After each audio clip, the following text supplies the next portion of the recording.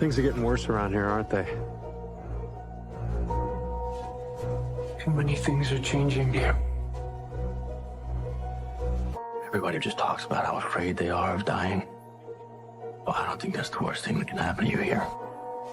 You can't save them all.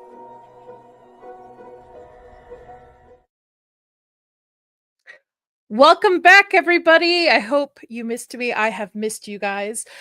Today, we're going to be finishing up from season 3 as I stumble over my words. I hope you all had a great Thanksgiving. We're going to be talking about episode 9 and 10. But before we get into it, please hit that like button, subscribe to the channel, share the stream as well. Let's get other From people in here. With that out of the way, let me bring everybody on stage. Hello, everyone. Welcome back. I've missed you guys. Hi. Good to be back. Good to be back. Nice to be here.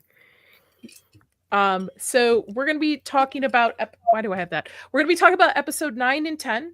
I think what we will do, like I said, backstage, we'll do it by characters. I'll have the episode up, but we'll do it by character arc because 9 kind of was a dud, in my opinion. But before I pull anything up, I just want everybody to go around and give their kind of thoughts of the last 2 episodes. Nick, I'll start with you. I think if I use one word to come up with both episodes, it's tease. Okay. Yep. All right. So they're a tease. Okay. Yep. Lord, what about you? He's speechless. I know, speechless. It's just that good or Very bad thoughtful. or mid. Something. Yep. Zax, we'll come back. Zax, how about you? Yeah. I thought it's a good way to get a season 4. And I think that's probably why we got Harold Perrineau sort of going out with that on Twitter and Instagram talking about that. Did I love it? No. But did I feel that it's going somewhere now? Yes, but that could very well be a trick. And I get that. The Yellow Man kind of came out of nowhere for me, but I've seen now people go back through and show at least where there's hints towards him, which I had missed. The reincarnation stuff, we kind of, I stole that idea from Julie, actually, because that's what she said. And I bought that. I stole her theory, and now it's mine. So credit me. But she was bang on with that, and it makes a lot of sense. That stuff does line up. I do like that a lot. But yeah, it's more, still a lot more questions, but at least we got some answers. And a season 4. Yeah, there's like 57 unanswered questions still in the whole entire series or more. Lord, you're back. Probably. Can you hear us? I can hear you. Can you hear me okay? Yeah. What were your thoughts on the final 2 episodes? I love you guys to death, and I thank you so much for letting me be on the show, but I'm done with it. I'm so He's not done. Coming back for 4. I'm not coming back for 4. I'm sorry. Listen, I love Harold Perrineau. I think he's a fantastic actor. There's a lot of interesting things that could have happened, but they meandered too much and burnt too much time right up until the end. I think I said on previous streams that if they could kind of bring it back, if they could sort of, pull a reverse, that I would stay my hand and I'd be like, all right, but I can't do another mystery box show. Like I am old enough to have watched all of Lost, and they burned me really bad on that. I can't go through that again. I'm sorry. I can't. I have PTSD, and I'm trying not to be a Debbie Downer during the stream. I'm going to try to talk about the good stuff about it, but they're going to have to. I don't know what they're going to have to do, but to entice me to come back. But it's going to have to be epic. Yeah, I don't know. I really don't know. But Jim is dead, so that's epic. Jim is dead. I'm happy. I'm really scared they're going to bring him back some kind of way through like time travel or something. Like I think he's done. I'm glad he's dead. That was great. Thank you for that from creators, but that's all they did, and they didn't do anything else, and they left us till 2026, guys.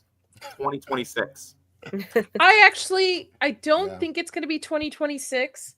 Because I think 2026 was kind of thrown out there. I really honestly think we might see it at the end of 2025, depending on their shoot schedule. Yeah. But it's the end of 2024 right now.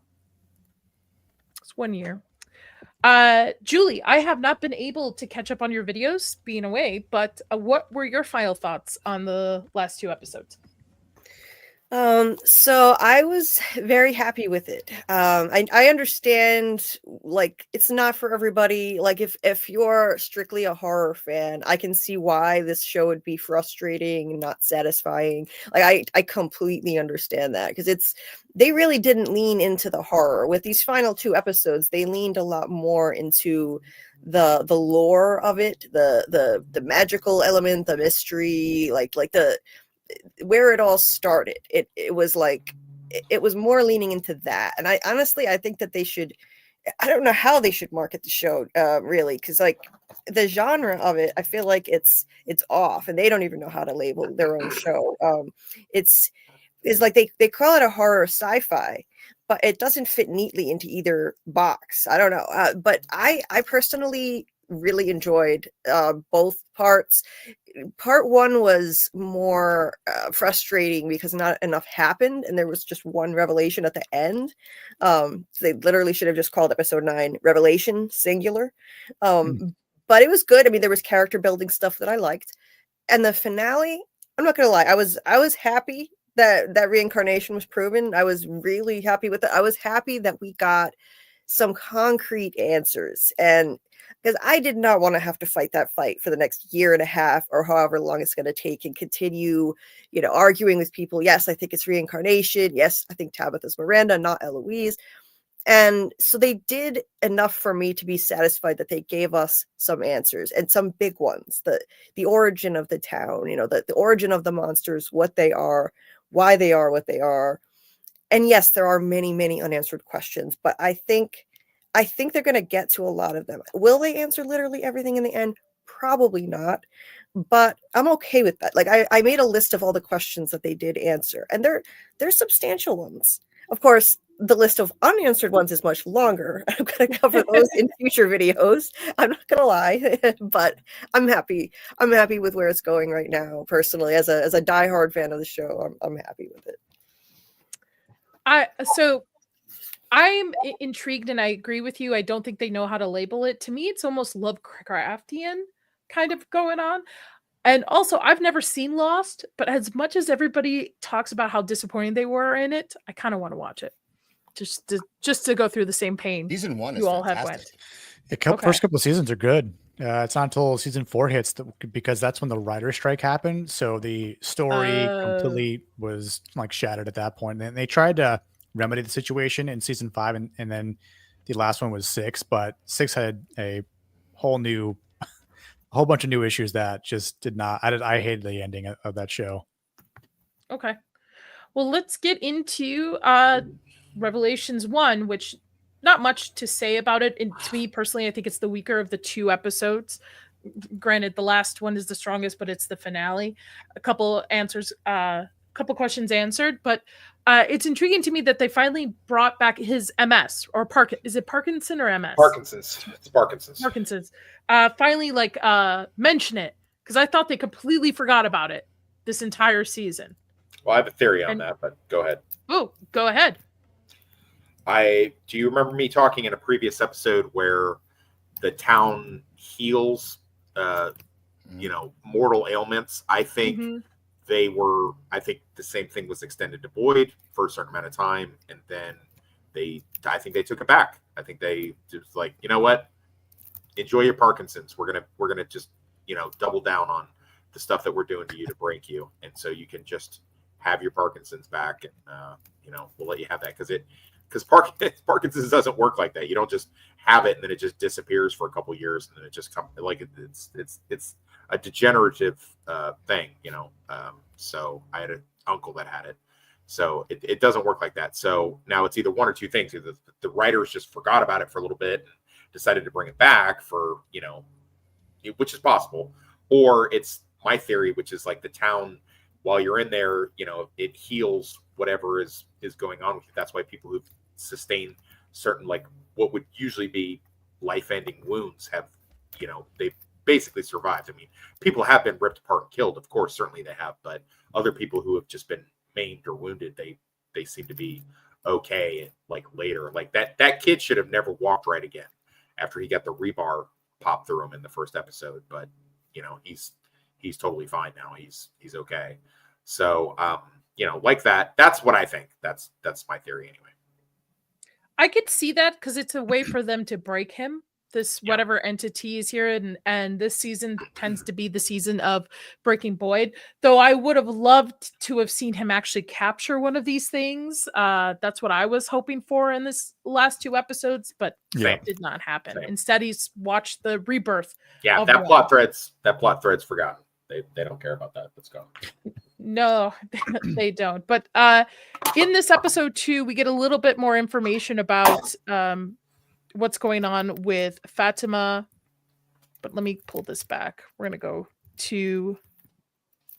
And then also Julie recovering from the fact that she had a seizure last episode because she is now a story walker, which we get information about that here, which is interesting because she's told she can't change the story, but that tells me either one of 2 things. She's going to be able to break that rule and change the story because of Jim's death, or she's going to just repeatedly watch her father die as she's tried to save her over and over multiple times. To clarify, she can't change the story regardless, or I thought it was she can't change. You can't change the story if you're a story walker if it's already been witnessed.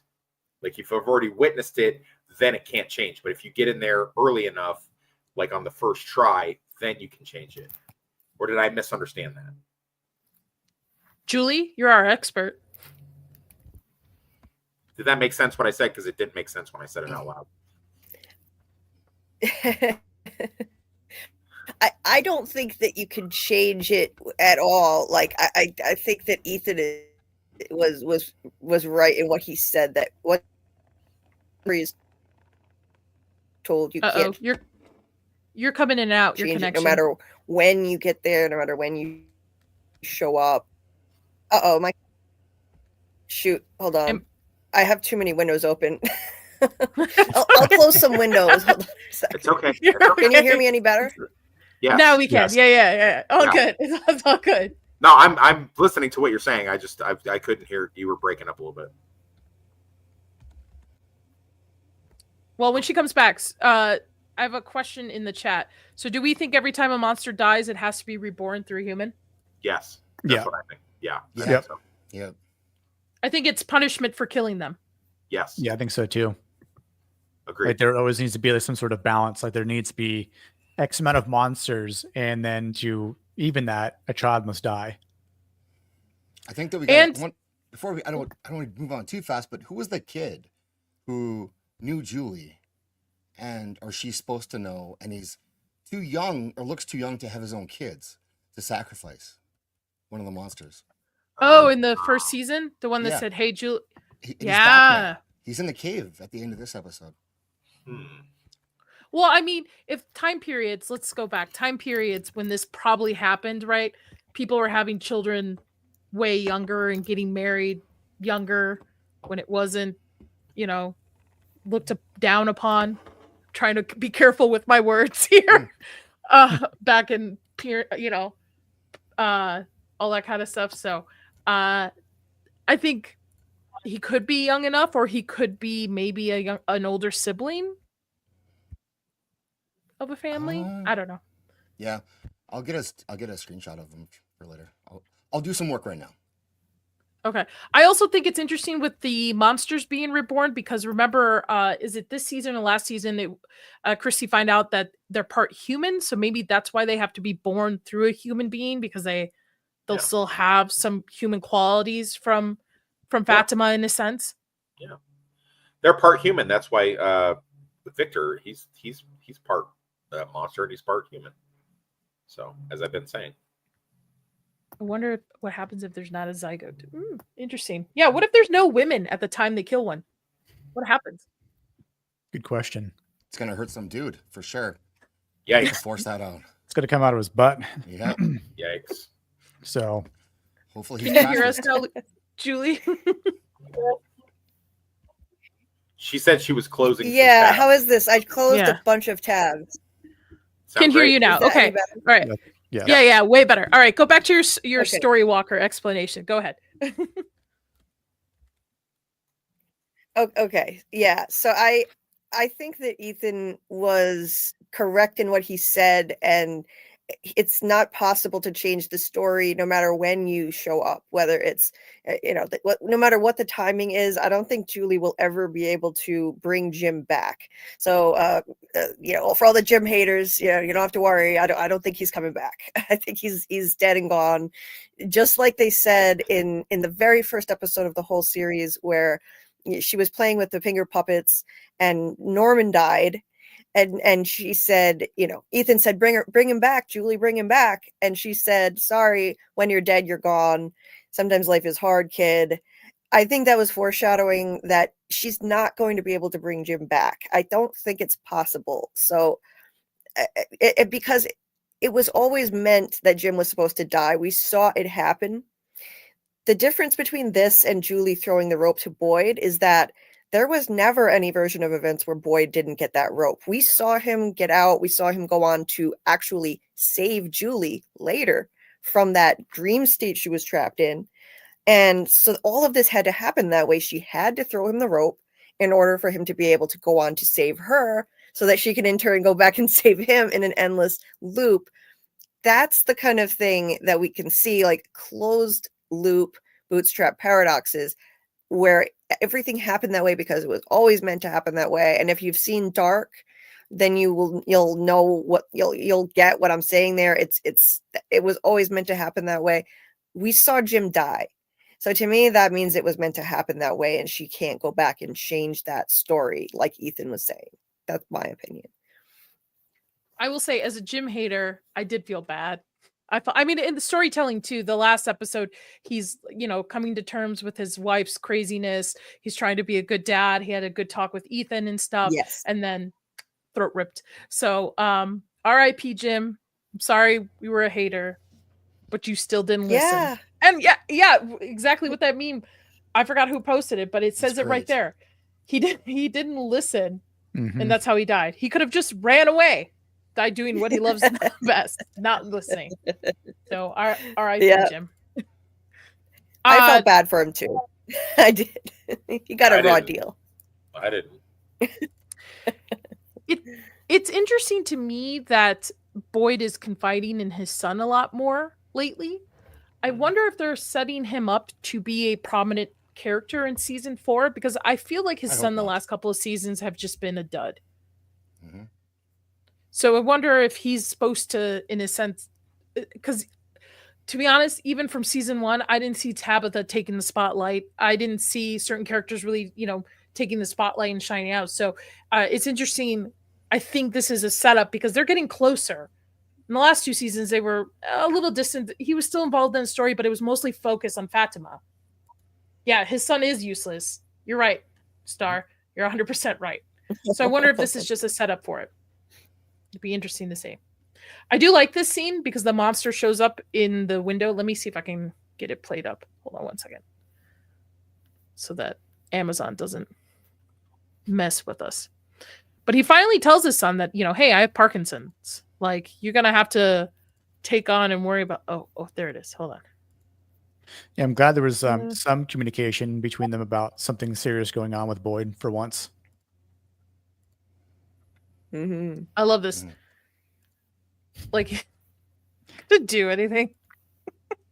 Yeah, that was funny. Because she's like, "Oh, you're gonna shoot me with a gun? Have fun." I don't find the monsters intimidating anymore. No. To me, they're not threatening anymore at all. No. Even with the rebirth scene. Maybe that's why they needed to add the man in yellow. Like, you're too comfortable with the nightmare creatures. Let's add something else on top of it. Like, if they start running now instead of walking, like, or showing up in daylight. Yeah, that's what I was saying last time. If they start showing up in daylight, then it's like, okay, now we've got a threat to deal with because it's not safe to go out at any point in time. Like, we've got to find a new way to combat them and be prepared. You can't do anything alone anymore, or even being a pair probably wouldn't be enough in case you get ganged up on. So it's like you almost have to kind of separate in groups, which would require a lot more of a strategic effort for the entire community, and probably wouldn't bode well for them because they don't work well in groups, as we've seen. They don't. They do not. No, they'd they be don't. screwed, literally. But And they wouldn't have to be either. That's the damnable misery of it. They don't have to be. They've got like 4 or 5 strong leaders that could Yeah. like march people out there and like break them down into squads, and they could really do some stuff, some really, really good stuff. Boyd is the general, and then they could, if they could properly utilize her, you know, I'm a what's the cop's name? The hot cop? What's her name? Costa. Acosta. Costa. Yeah, Acosta. Acosta could Acosta. be. She could be good. Kenny could be good. Randall could be good, and obviously we know Sarah could be good. You know, in a crisis situation, they could be his colonels and captains, and he could be the general. And they have the townspeople. They could really do some, but they don't. We keep going on with this TV trope of not now, kiddo. The not now, kiddo trope. You know, where nobody talks to anybody, and you know, just plot points get pushed out at different intervals, and nobody really knows what's going on, and everybody's at everybody else's throat, and it's like they don't understand that there's a bigger existential threat. I mean, I will say that finally the man in yellow comes up, and that's what they've been teasing for a while. They're like, there's something worse than the monsters out there. Yep. So I mean, at least that did pay off. So I mean, I'll grant it that. So, but my thing is, even with this season, where's the answers of what was outside the cabins in the little settlement they found? What was the deal with the statues? Even after Jade destroyed one of them to save Chrissy's leg, like what happened with that? They kept hearing noises at night. Like there's so many more unanswered questions that are just stacked upon season 1, 2 that how are they going to explain everything in season 4? And I know they're trying to shoot for 5 seasons, but there's way too much to like. There's not enough like time unless they're going to do 22 episodes. We didn't get enough answers. Just the wind. That answers everything. It's just the wind. Just the wind. Yeah. Or what dragged Boyd and Sarah? The wind again. I will also say, Fatima, this is the weakest attempt to escape I've ever seen. With like, why didn't you just hold on to it? Wait till his back is turned right in the side of the neck and the back, and then skedaddle out. Why are you waiting for him to help you up? Just like, God, I hate Fatima. Now Fatima's elevated herself to the spot that Jim was at now.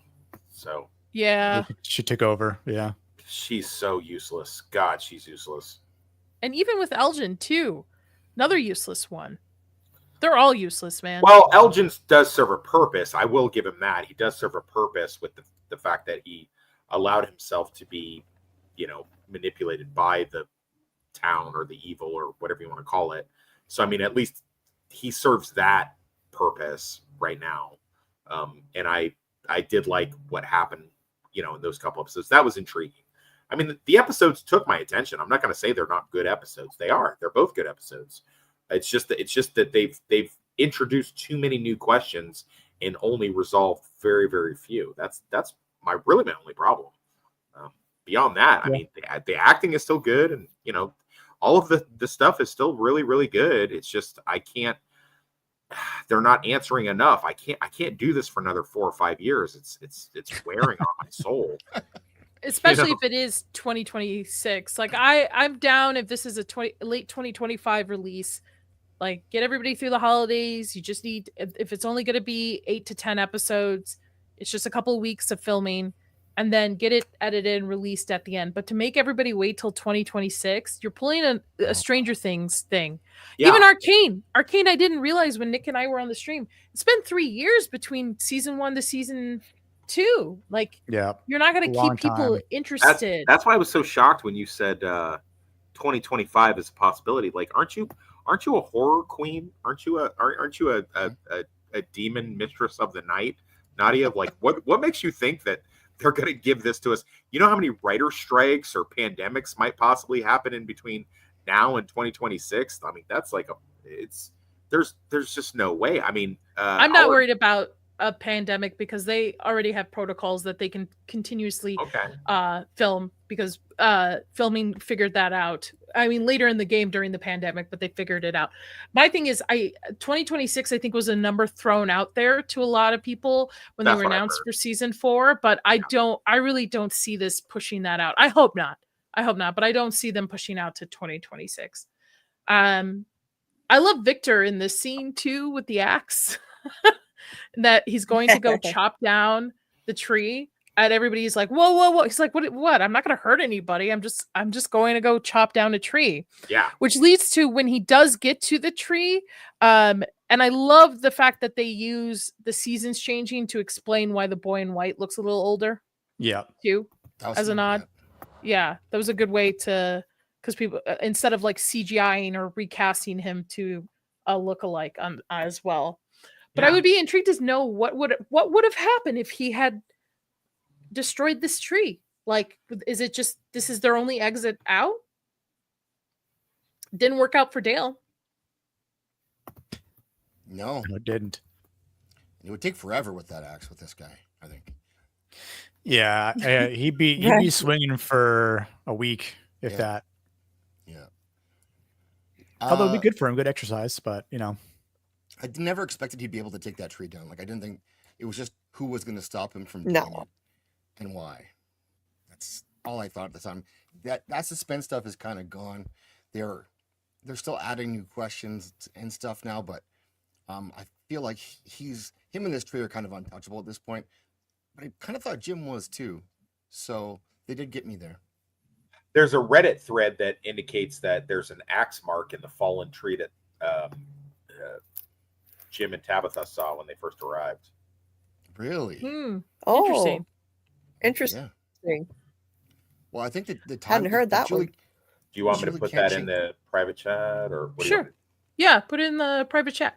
Did they provide pictures or anything, or we had to hunt that down ourselves? Yeah, they okay, did. Good. They did. Yeah.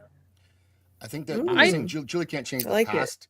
I think that it kind of means that really, when you're time traveling, you can, once you change the past, it's changed, and so that's how it happened. I think that's kind of how they're going to use that rule in this. So when I was very young, I read a book by Dean Koontz called Lightning, which talks about time travel. And I don't want to spoil it too much, but it's actually time travel from the past, where the Nazis had developed time travel, but you can only go to the future.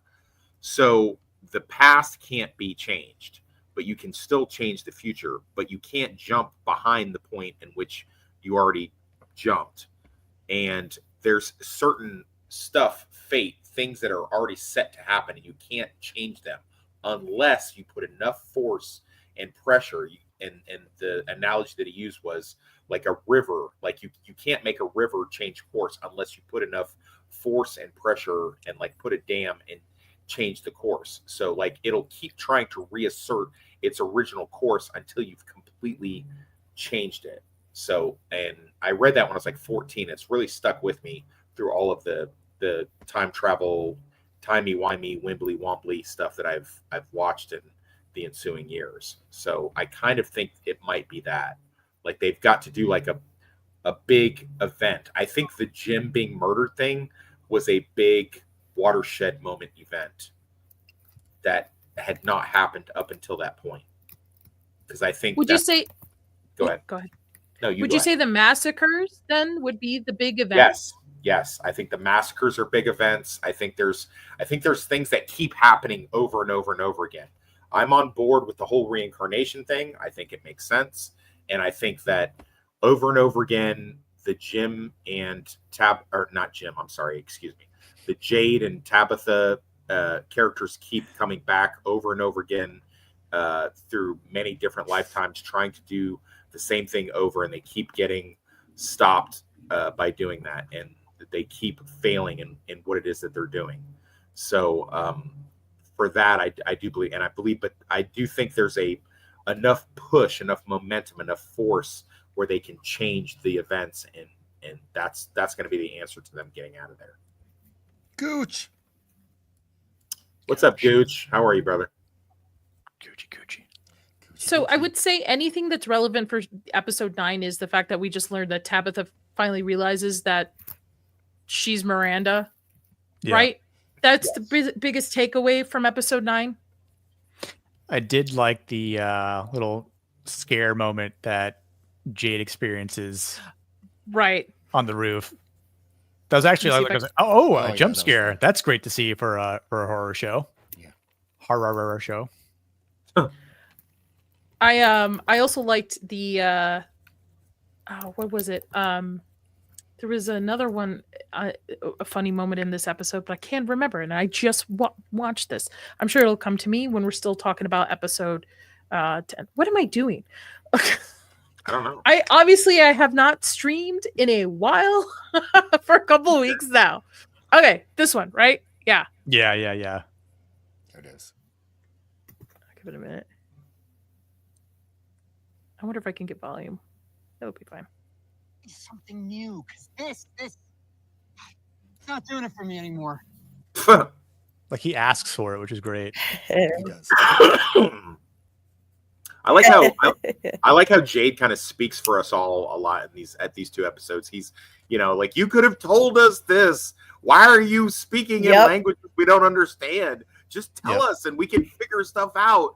Give me a chance. Like, he's kind of speaking for the audience. So in that way, is it enough for me to forgive all the shenanigans? It is not. But Jade was the audience during that time. Jade is us. That's so true. He's Jade all was of us during us. the He's all of us. You could have just told me that. Oh, I love it. And I hate that. I love it. That scene was hilarious. I love it. And I hate that doll so much. Let me cue up episode 10. The other thing I remember is the fact that Elgin was not that sneaky around what is his son's name? I can't remember. That's how irrelevant he is. Ellis. Where how he's like, yeah, don't worry. I'm sure she's okay. Oh, I know. He gave the whole game away. He's just I was like, what are you doing, dude? I will help you find your girlfriend. Give me a chance. It was like the worst. Like, dude, have you never lied to anybody about anything in your life before? Like, this is like Ellis immediately was just like, now, to be fair, he does have, a sergeant major cop dad, but I mean, he's just like immediately was like, I think he knows where Fatima is. Like, do you guys think that if Henry kills Victor, he's immortal? Would it still be in play? Could Boyd kill Ellis? Oh. Just saying. Immortal as a human or immortal turning Nightmare into creature. nightmare creature? Is that still in play? I wonder. Maybe. Oh, so are you guys on board now that Victor is a monster? Victor's not a monster and Donna's not a mole, so No. I noticed Donna wasn't part of your little sergeant army that you were talking about. I still think that both of those things, but I mean, whatever. If anybody in Colony House is a mole, it's the oversized woman with the bandana I agree. hair that she wears. I agree. No, I she's agree an with NPC that gets way too many lines, way too many, a little too much. Donna I 100% agree. I think she's to something to do with it, but it's just Donna just keeps showing up at the intervals in which Donna shows up. Just doesn't. Well, because she's a main character. She's a main character. She's the one that's going to get the most writing for it. I really think she looks like a mountain than a mole. That's not nice. That's not. Yeah. She's actually an attractive woman. They kind of frump her up for this. I've seen some pictures of her. What? She is not a bad looking woman. She's attractive. Well, she's been in other stuff. She's no Acosta though. So Bobby, don't you play into his delusions, Bobby? Don't you start with his delusions here. Acosta's become our voice a little bit too. The last few episodes with her screaming. They have a few too many scenes of her. Somebody showed a bunch of screenshots on my Critical Drinker page of just her like growling at like all the other characters, including Boyd. And just like they had a bunch of screenshots of her just doing that, like where she's just getting up in people's faces. It's like, dude, Acosta, just chill the fuck out. Like you're really, really new. Like you need to sit down and relax a little bit. Like she's doing too much. Interesting, but have you seen her in a bikini? She's extremely attractive. Yes, there's no doubt about that. Yeah, Dax and I did some research. We did. We did. Just we wanted to be thorough, basically. As you need to be. Yes. Yeah, for the sake of the stream. I got it. And God bless you guys for sacrificing that much taking time. one for the team, guys. I appreciate it. You're welcome. Helping us out with that. So this opens up with them finally getting Elgin cornered and him admitting that he knows where Fatima is, but he's not ready to tell. And I like that Sarah is involved in this, not so much because of the outcome. She's an MVP, Team Sarah all the way. Oh yeah, but, Team Sarah all the way. She stole the spotlight, honestly. Woo. Oh, but the fact that she's involved because she's had these voices in her head. She still does. Yeah. She really does understand. Like, there's no way Elgin's going to let them know unless you take him to the brink. Like, you have to take him to the very end of his tolerance before he's able to say anything because of the hold that this place has on them. Facts. And I love that. I love that they incorporated that instead of just having Boyd torture him. Yeah, I was saying, it's crazy that Sarah has become the voice of reason now. Yes. Whereas everyone hated her and didn't want anything to do with her. Now she's like the one that's having to do the hard part that Boyd himself couldn't really even do. And then obviously she's trying to tell Elgin that, like, dude, I've been in your exact same shoes. You're being played and we're all being lied to here. And I feel bad for Elgin because he's just so convinced, and he's become an NPC basically. And it takes going to extreme measures for him to, finally spill the beans. And who knows what happens to him in season 4. The behind the scenes stuff I saw with him having like the prosthetic eye, like hanging out, was kind of cool. But yeah, poor Elgin, man. You should listen to Sarah. That's funny. Eye patch, man. Eye patch. It's the one time a guy should have listened to a woman. So Jesus. But hey, if they had listened to a woman, none of them probably would be in this. However, I'll play both. With. I'll flip both sides of the coin. Obviously, Jim, being a man, didn't listen to his wife, a woman, either. So you look, when it all boils down to, there are stupid people on both genders. Okay, so has anyone else here ever organized a search of some kind? I don't want to disrespect our ladies in the panel, of course, and in chat. So, have you ever organized a search, you guys? Anyone been part of a search? Yes. Okay. Would you think that at some point you would search the only root cellar? Yes, that would be one of the first places. Instead of torturing Elgin, you could have been actually searching, and they sent out search teams through I would hope would have been a grid of some kind, but people just wandered through the forest and no one checked the one root cellar, even though they were told that she was nearby. I don't know. Just me? No, you and the writers. I would have sent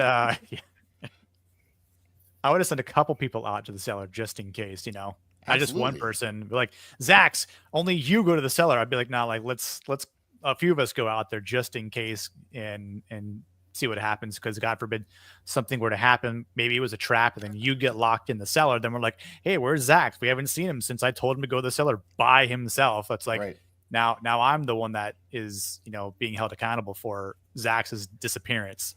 So yeah, the writers did it on purpose, of course. We all know that. Can I also make another recommendation? The crazy just follow him. Just act like it's normal and just follow him. Just follow him. Why didn't they just follow him? Yeah.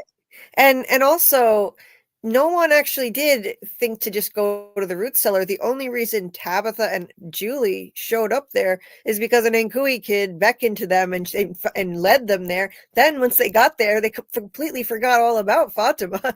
Tabitha had her epiphany about Miranda's memories, and they just left. So like they didn't even investigate the root cellar thoroughly when they were led there. So yeah, it was the worst search party ever. Agreed. What if Jade removing the totem is the reason why the man in yellow appeared? I think it's the song. I think it was the song. I think it's the music. It was the song. The whole time everybody was like, oh, it's addresses or it's dates, but it doesn't make sense. It's dates. Never would have thought music like early on in the season. I could have sworn we did. I don't remember if it was music has ever been mentioned, but music has been throughout the series. I mean, being played by the monsters in the diner and stuff. I But it want to go back never and listen occurred to to those me games that it now. would have been music because I was like, there's no way. This is like a D&D puzzle that's way too hard for everybody to kind of solve. There's no way. But I Yeah, was proven wrong. I mentioned I probably mentioned on one of these lives that I had heard that music theory. Someone, it wasn't me. Tony Teflon came up with it, like that it could be music notes, and I didn't know how that would work. I'm not a musician, but I thought that would be a great excuse for Jade to play the violin again. Use David Alpay's violin skills. So I was like, all right, I'm on board with it. I don't know how it would work. And I still don't really know how it worked, how they translated that into music notes, but I liked it. I liked the outcome of it, though. I thought it was cool. I like Yeah. the outcome of it. I just don't like the progress to get to that point because they solved that within like an afternoon. I mean, I understand he's a Yeah. genius, but they were able to figure out where the notes went and how course it's just I don't know, maybe because he's a reincarnation of whoever the original is, and so they know the song, so thus it's like muscle memory for them in a But the funny way. thing is, Jim came up with the idea, not the actual musician. Like, I'm an actual musician, and I didn't think of it. You know what I'm saying? Like, Right. Yeah. I could have sworn we talked about it, but maybe just then the parameter of how music is organized in like the layout of all the chords. You know. Yep. I mean, I'll make fun of myself here. Like, I am a drummer and a percussionist, so like, you know, there are notes on a xylophone that are the same as piano and guitar, but you know, I just like to hit stuff and bang on things. So I didn't really think of it that way.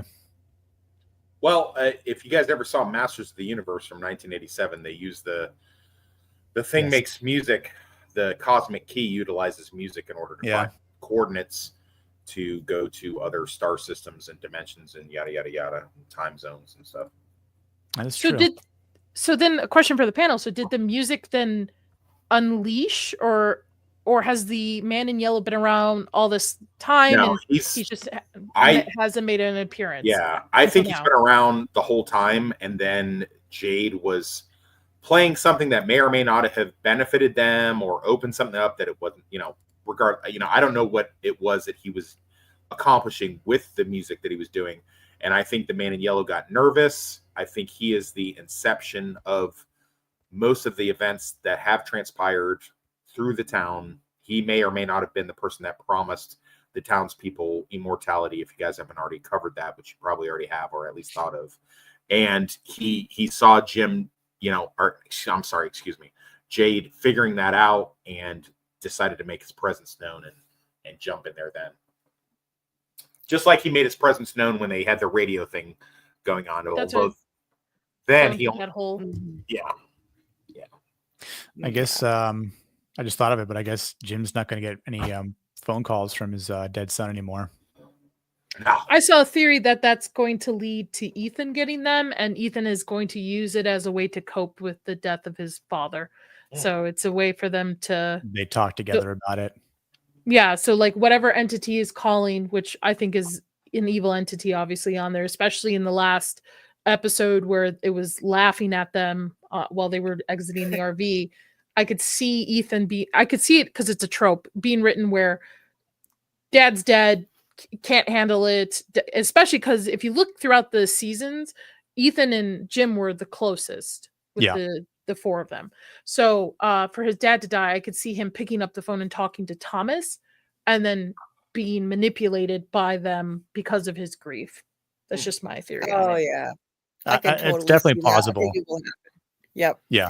Yeah. Yeah. And Mark yeah, my words here. Phone. Quote. Phone was ripped off the wall, but I could see Ethan going out to the RV and kind of wallowing in his grief, and that police radio is still there. So I think Evil Thomas will be back. Evil Thomas. Evil Thomas. Yeah. Which doesn't make sense because Thomas was only a couple months old when he died. Like he would just roll. Yeah, but time is relative, remember? Time is a flat circle. It's all But relative. does it work? on the outside, like with her being a story walker in From, would her ability still work when they're in the real world or whatever? You're they assuming consider? that the outside is this whole other separate thing, whereas I think they're all connected. I think they're bleeding. I think it's like, you know, I grew up watching Buffy and stuff like that, where the universes and the multiverses they bleed into each other. Like I think that you know, I mean, like when Tabitha went back to the real world, there were still things going on that led her back to the Fromville. Yeah. So, I think all of these things are connected. I think it's no coincidence that people that have been picked, and that's what I think they were. I think they were picked. Were sent to Fromville. I think a few of you guys think the same thing. Are we just all in a simulation then? Does From actually exist then? Is there a From? Yeah, there's a From, but I mean, it's not in our understanding of what it is. I think the kiddos have, you know, done like a Marvel's, you know, Battle World Secret Wars thing, and they picked their champions, and their champions showed up. The people that could possibly protect them and revive them or save them in some way have been picked, and they've come to this battle world that's outside the realm of time and reality in order to save them and fix the things that have been wrong. That's what I think. I think that's how they ended up there. I wonder then, because of this whole story walking, and now we know of the reincarnation theory is fact, if we're going to see different timelines of From throughout 100%. season 4. I think that's what they like. Is the Civil War Black Soldier not Elgin? Oh, because he's missing an eye? Both Yeah. missing an eye? Yeah. And then the guy drinking out of the skull also missing an eye as well. Yeah. So does someone always have to miss an eye then during these like repetitive timelines? I mean, Maybe. Could And be. then what do they have to do differently to get out of it, right? Because if they were reincarnated, so if Tabitha and Jade are reincarnations of Miranda and Christopher, and it goes back, and there's other couples that, you know, back and back, which, by the way, whoever came up with the theory that something's off because two cars never show up at the same time, and this is the first time two cars have shown up, A+. I don't know who created that theory, but A+ on that. Because bringing Tabitha and Jade together. So obviously every single time they've been there, they've failed from the beginning. So are they going to succeed at this? How can they succeed? To what makes it different this time? They have to do what I said before. They have to push enough force and change enough things to where they can push the water and make it like move the river, because the universe wants to reassert the patterns in which they've already had. And yes, Bobby Blankenship, I'm tired of multiverses too. I agree. I'm tired of multiverse too. I am tired. I don't like time traveling, because time traveling in shows aren't really ever properly explained, and there's always loopholes, and there's it just doesn't flow well when you introduce time traveling. I don't think I've ever seen a show that Dark is probably the only show I've ever seen do time traveling perfectly done. Quantum Leap fits within the story. Quantum Leap. Yeah. Oh, well, Quantum Leap is like, yeah, I guess, yeah, Quantum Leap too. I've seen that. I've seen the old show. But Dark does it perfectly. The old show. How dare you? Are we talking about movies as well, or just shows? How dare you? Shows, I guess. Movies. What movie has done time travel well? I think 12 Monkeys. I mean, yeah, Back to the Future. Yeah. All right. Anyway, I just hate time travel. Everything, everywhere, all at once. Okay, you proved your point. What about a show, Nick? What about? Oh man, you know what? The reason why we have multiverse is because of Avengers Endgame. So that's totally true. I know. Okay. I should do what Marvel MCU does. No. Well, what if this is just what if this is just a new Matrix? They just made it look different. Oh, like Jade, they're in a simulation. Yeah, Jade is Neo. Tabitha is Trinity. I don't think so. I still hold to the Fae theory. I still feel like they've been turned into some sort of by the sacrifice and the magic shit that was done. I think they were turning some kind of fae, and the kids built this world, but the Fromville, in order to have champions fight the forces of dark. I feel like that's the overall theme of it. I feel like they brought in these people. You got the priest that beat to death some guy that abused this kid. You've got this Marine female military policewoman. You've got this Army sergeant major. Like all of these people are like warriors, or what kids would understand to be warriors. And the way that the town is built is what a kid would think a town would look like, and stuff like that. Like I feel like that's part of it. I think that they've been put on this battle world in order to right the things that have gone wrong. And so, yeah, go ahead. So I was with you for a while, but then has anybody heard the theory of Dr. Mabuse? Julie, have you? Yeah. Yep, Yeah. I've heard about that. I think and that name keeps popping up on the equipment, so like there's that's why people are talking about it, because it was on the defibrillator, it was in the ambulance, on the thing that Henry's head was in. So sorry, go ahead. No, you're fine. So I think Dr. Mabuse it's a fictional character. It's a book series. I think 1922, 33, 60, like anyway, he's a criminal mastermind, doctor of psychology, master of disguise, armed with the powers of hypnosis, mind control. He also has like minions or kind of agents of darkness too. So like I can kind of see the Fae theory, but I honestly, after somebody brought this up and I looked more into it, I think the writers are probably influenced by this work of fiction, added to whatever else influenced them to create from. I think it's maybe Fabe or maybe Lovecraftian mixed with it, but I truly believe Dr. Mabuse is an influence for the series, especially now seeing it on everything that's labeled in there. And I think the Man in Yellow is based off the actual character of Dr. Mabuse. Okay.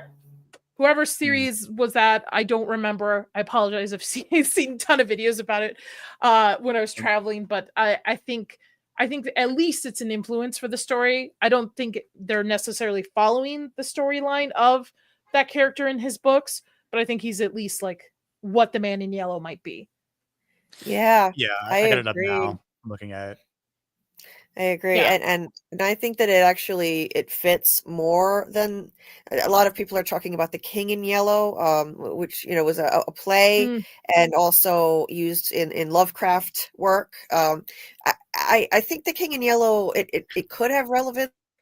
It could be a mix of both. Associated with, madness and chaos. Yeah, but and then someone on one of my lives came on my panel and brought up something really interesting too. There are a lot of references to children's literature in the show, and the Man in Yellow, in the credits, he's actually called the Man in the Yellow Suit. There's a character in a children's book, Tuck Everlasting, who's called the Man in the Yellow Suit, and he Curious George. And in this book, Tuck Everlasting, he actually, Curious George, that's another one. But like, I always think of that with this guy. He's actually trying to get. I know, right? But yeah, there's this spring that has water that gives eternal life in Tuck Everlasting, and it's in it's in the woods, and he's searching for it so that he can commercialize it and sell it to people for a very expensive cost, is what he says. So it's like, it makes me wonder if they had some influence. Since there's such an emphasis on children's stories in this show, they may have taken some inspiration from the Man in the Yellow Suit from Tuck Everlasting. There's even a music box in that. He hears the music box, and it helps like lead him into the woods and find these people who became immortal from this spring. So, yeah, another possible inspiration. I think they're drawing from multiple sources, to be honest. I think they all took shrooms one night and said, listen about this book I just read, and let's make a series and add everything together. That's what I really think on it. And maybe add some like weird horror, Lovecraftian, fairy kind of storyline to it. I don't know. Concrete Proof, Dale. Oh, he was a Peter's on fire in the chat. Dieter is But- amazing. I know. I'm glad to made him a mod. But yeah, I think Dr. Mabuse is just like you were saying with that, just an influence on the whole thing. I don't necessarily think they're going to follow any of these storylines. I think they're kind of picking and choosing from these influences and just going with it. I also like the fact that I think that we got confirmation here that Father Khatri is a good entity or a good ghost or whatever he might be. Like, yeah, he's got me questioning my theory now. This scene made me question. I've been very suspicious of him from the beginning, and now I'm not sure anymore because the things that he was saying, it was actually true. He was saying how, you know, like you have to decide who you are because this is who you're going to be from now on, and it's true. If you know he resorts to torture, this is going to haunt him. You know, this is how everyone is going to see him like this from now on. And if he had gone further, it would have broken him. Like, what does it mean to break him? And Khatri said earlier this season, they want to break you, which means they want to change you. And he was saying to Boyd, if you do this, then this place is won. And so Sarah basically saved him from doing that. Ultimately, Yep. Sarah saved so him, for sure. I think Ghost Khatri was giving him good advice here. Yeah, I think so too. And you're absolutely right. If it wasn't for Sarah saying, you know, I want to like preserve his soul or whatever, like her. But she already gave up hers. Exactly. Yeah. And she already knows who she is, and she knows that the town knows who she is. So, but they know, they know who Boyd is. But if Boyd goes through with this, his whole perception has changed from the entire town. And this is the guy that's supposed to be one of, you know, the two main leaders between him and Donna. So if he's completely changed, then that throws everything out of whack. And it means that the entity, the nightmare creatures have gained, you know, a piece on the chessboard here. Willingly for good. Yeah. Does that also mean that the bartender is a good entity because he kind of led Jade to say, like, you're not going to get your answers here? I don't think that we can realistically trust any. Let's assume for a second that there's a force of good that can create an apparition of this person that has passed, right? Let's assume that. Why would we not assume that the force of evil could also create an apparition? It just depends on which one you choose to listen to at any given moment. It could be both things could be happening at the same time. There's nothing to say that all of the apparitions of the father are correct, and there's nothing to say all the apparitions of the bartender were correct. It just depends on, you know, like what you do with it, the devils and the angels that are on your shoulder. I don't think we can trust one way or the other. Larissa in the chat brought up this point. Ricky, aka Kenny, on the movie's blog channels, he said the man in yellow is based on this homeless man on the side of the road who wore the yellow suit, whom the writer and producers saw a few times. Interesting. Yeah. He saw the guy once and his suit was nice and clean. Then he saw the guy a second time and it was all dirty. And for some reason that inspired him to do this. I have to hope that it's going to be way deeper. Of course, maybe he just got the aesthetic idea from that. You know, I'd like to think that's true, and maybe it is, but I mean, you know, early aughts 2000, Stephen King wrote a book about time travel called 11/22/63, and they had a man in the yellow hat. Sitting right behind me right now. Yeah, they had a man in the yellow hat that sometimes looked dirty and disheveled, and then other times looked clean and, you know, was cogent. So I mean, I don't know.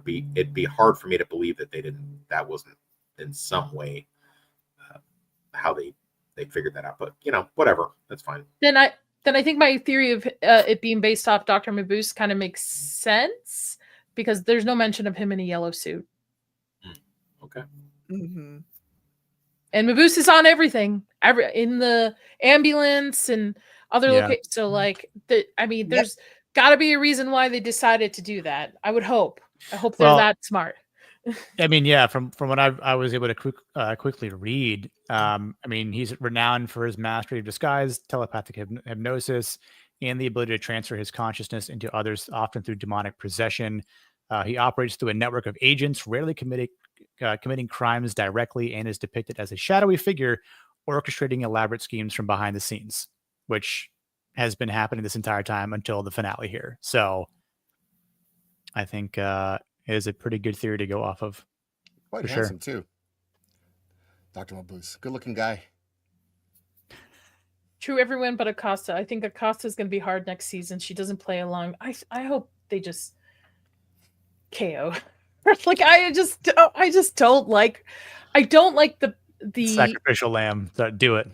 Yeah. I don't like how quick she was to kind of went from, oh, I'm so sorry I shot somebody. I'm so sorry. Like give me my gun back. I'm a better cop than you. Yeah. Yeah. This hothead who's not listening to these people who have lived in this town for months at a time at this point, some years. But she's, but she knows everything. Typical white woman. No offense to any white woman listening. Claws come out. I'm part white. Damn. Disavow. I have a channel. I don't need to get Sorry. One moderately attractive woman, and Nadia hates her right away.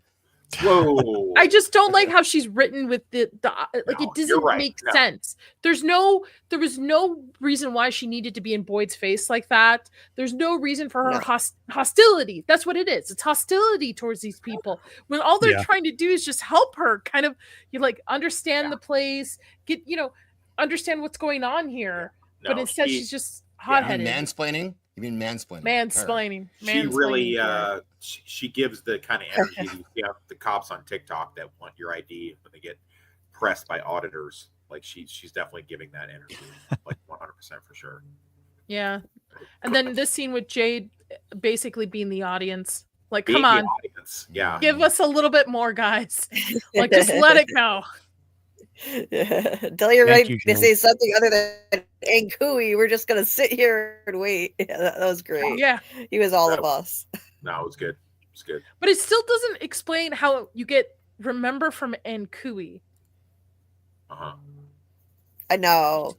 That was annoying. Honestly, like they trolled everybody who spent so much time going down rabbit holes, researching in every possible language. Like you got punked. Like you got enkuied. I'm using that as a verb from now on. Don't go down rabbit holes too deep. You're gonna get enkuied again. Don't do that. No, yeah, that's brilliant. Actually, yeah. Any mystery box show, fantasy, sci-fi moving forward, like don't try to figure all that shit out. You're gonna get enkuied. Maybe we'll find it's like a made up word that they used with the kids during the first cycle.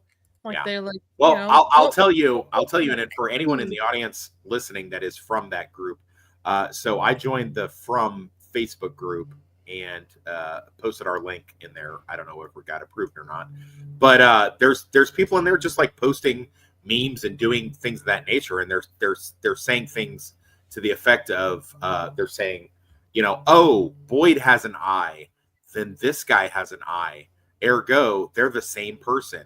This guy breathes air, so then this guy breathes air, so they are the same person. Like I'm like, guys, please stop trolling. We have till probably 2026 until we get new episodes. Can you guys please just chill out? Like, I get it. I everybody's frustrated with the lack of information, but come on, man. Don't be an Ankui. Yeah, don't be an Ankui. Don't be an Ankui. Nobody wants an Ankui, like for sure. Nobody wants to be an Ankui. Yeah. Listen, I'm a tough gal, but if this man came in with a bag full of tools and slammed down the table like that, I'd be shitting my pants right now. Instantly, instantly. I'm telling him everything he wants to know. Everything he wants to know. Whatever he wants to know. And it's interesting to me because I've seen theories back and forth that the woman in the kimono, she's a good entity. She wants to help. Oh, she just wants for them to help her. Turns out she's just a midwife. Yeah, just a midwife. That's all she is in order to get Smiley back into the fold, back into the play. Yeah. Bobby, you're into some things. No, I'm gonna let him tie me up. Okay, Bobby. What? whatever floats your boat, sir. Whatever floats your boat. This is a judgment-free podcast. Yeah, I don't judge. We don't. I don't judge. We're not here to judge people's kinks. Whatever. We don't kink shame here. I do have a question for the panel because the midwife, whatever entity, is sending Polaroids, right? Sends one to Boyd of his house that they were heading to when they ended up in From. But there's no boat. There's supposed to be a boat attached to that house. Yeah. Why no boat? Is it because the entity just didn't know that? Or is it a different time period that they're showing that? Like, why? Why no boat?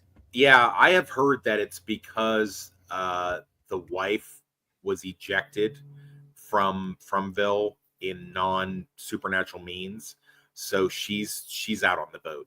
Like that's like they're showing the house, and she's gone home, and she's out on the boat right now or something.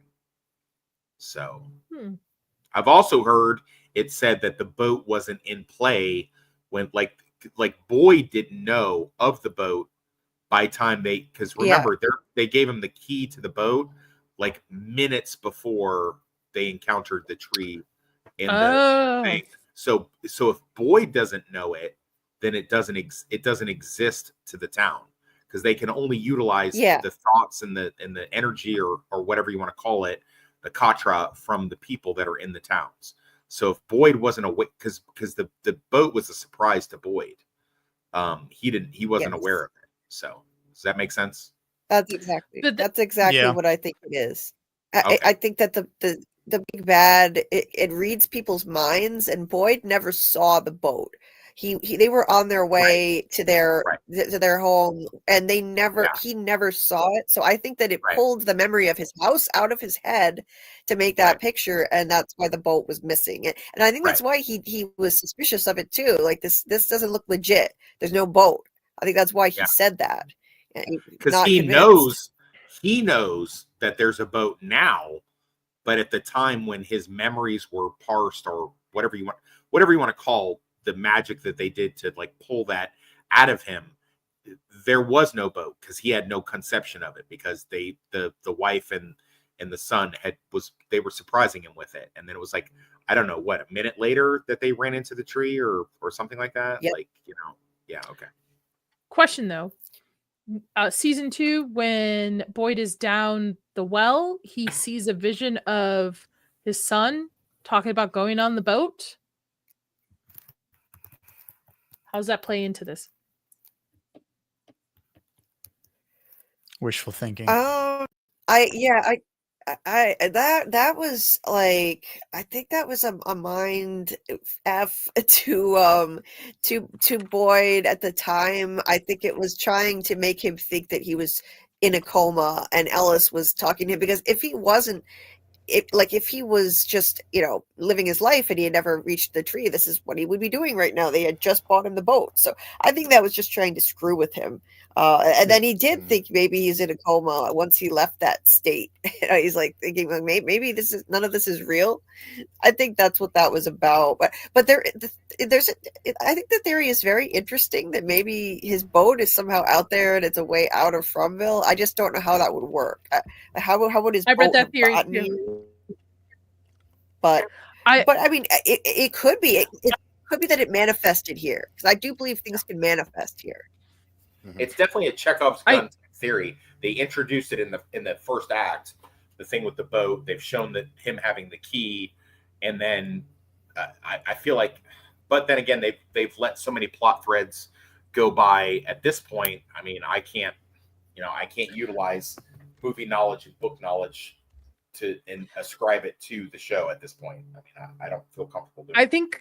I think boat and water is the way out. Okay, follow me, because I've read some stuff on this. In the caves, there's boats in water, and there's a lighthouse. Usually, a lighthouse is like to the edge of something to warn people, like, hey, there's land here and stuff. And maybe they're all being, in a sense, brain wiped about boats, or the idea of like taking a lake out, or doing something to that point. Maybe that's the reason why there's no boat in that photo, is because they don't want him to associate it with and put it together. I forgot whose theory was that, but it kind of makes sense a little bit, because lighthouse, the boats in the cave drawings of them, like of people flowing away from the big red monster kind of thing in there. So I think boats actually, or water makes a point in this. Maybe that is the way to escape off of it. Okay. Do people go to work in the show or maybe order Yeah, things online? I like that. I really like that theory. I This is the don't one know, place that Bobby. Amazon doesn't go to, actually, Bobby. Yeah. Delayed. I love this sweet moment between Victor and Henry. Victor blames himself for the death because he remembers the death of his mother and quote unquote, I'm going to use this in quotations, death of his sister, because he said that, he buried both of them, but he only found pieces of her. So I think that's the writer's way of leaving it a little bit open that she might be alive. And she's the best at hide and seek. So my Yeah. theory was that she's the person banging on the roof of the cottages. But Yeah, that's what I'm thinking too. I was so frustrated though. It was a weird reaction for me to have to this scene, but when I saw this shot of that stone, like there was a second stone other than just the one for Miranda, I was so excited because I just want the question of Eloise to be resolved once and for all. I was like, yes, finally. Okay, this is confirmation. He finally is going to tell us like this is where he buried her. The end. We could stop wondering. Yeah. Everyone is Eloise. People were like, Acosta's Eloise, Tabitha's Eloise, Martin is Eloise. Enough. Like I just wanted it to be resolved. Thinking all of these different theories. It's just this is one question I feel like they could have just given us an answer instead of leaving it open. And so I was annoyed by this, but I agree that I think it means she's still alive because why else would they say, I think? He says, I think it's her. There were just pieces. She was so small. Yeah, she's alive. It's probably her at the cabins. I wanted confirmation one way or the other on this. I mean, maybe she made it Same. out. Maybe with following her mother, she made it to the tree and it transported her to either the real world and just forgot like who her family is, could explain it that way, or she's in a different area of From that's just hasn't been explored yet. She's the Probably. spider. Yeah, there's got to be a reason that they haven't officially given to. They never said what happened to her at all in season 2. They had to introduce her for a reason. Otherwise, why introduce a forgotten sister and just leave us hanging, wondering if she's alive? There's really no point in dragging out that question all this time. Julie, you're still kind of coming in and out a little bit, just FYI.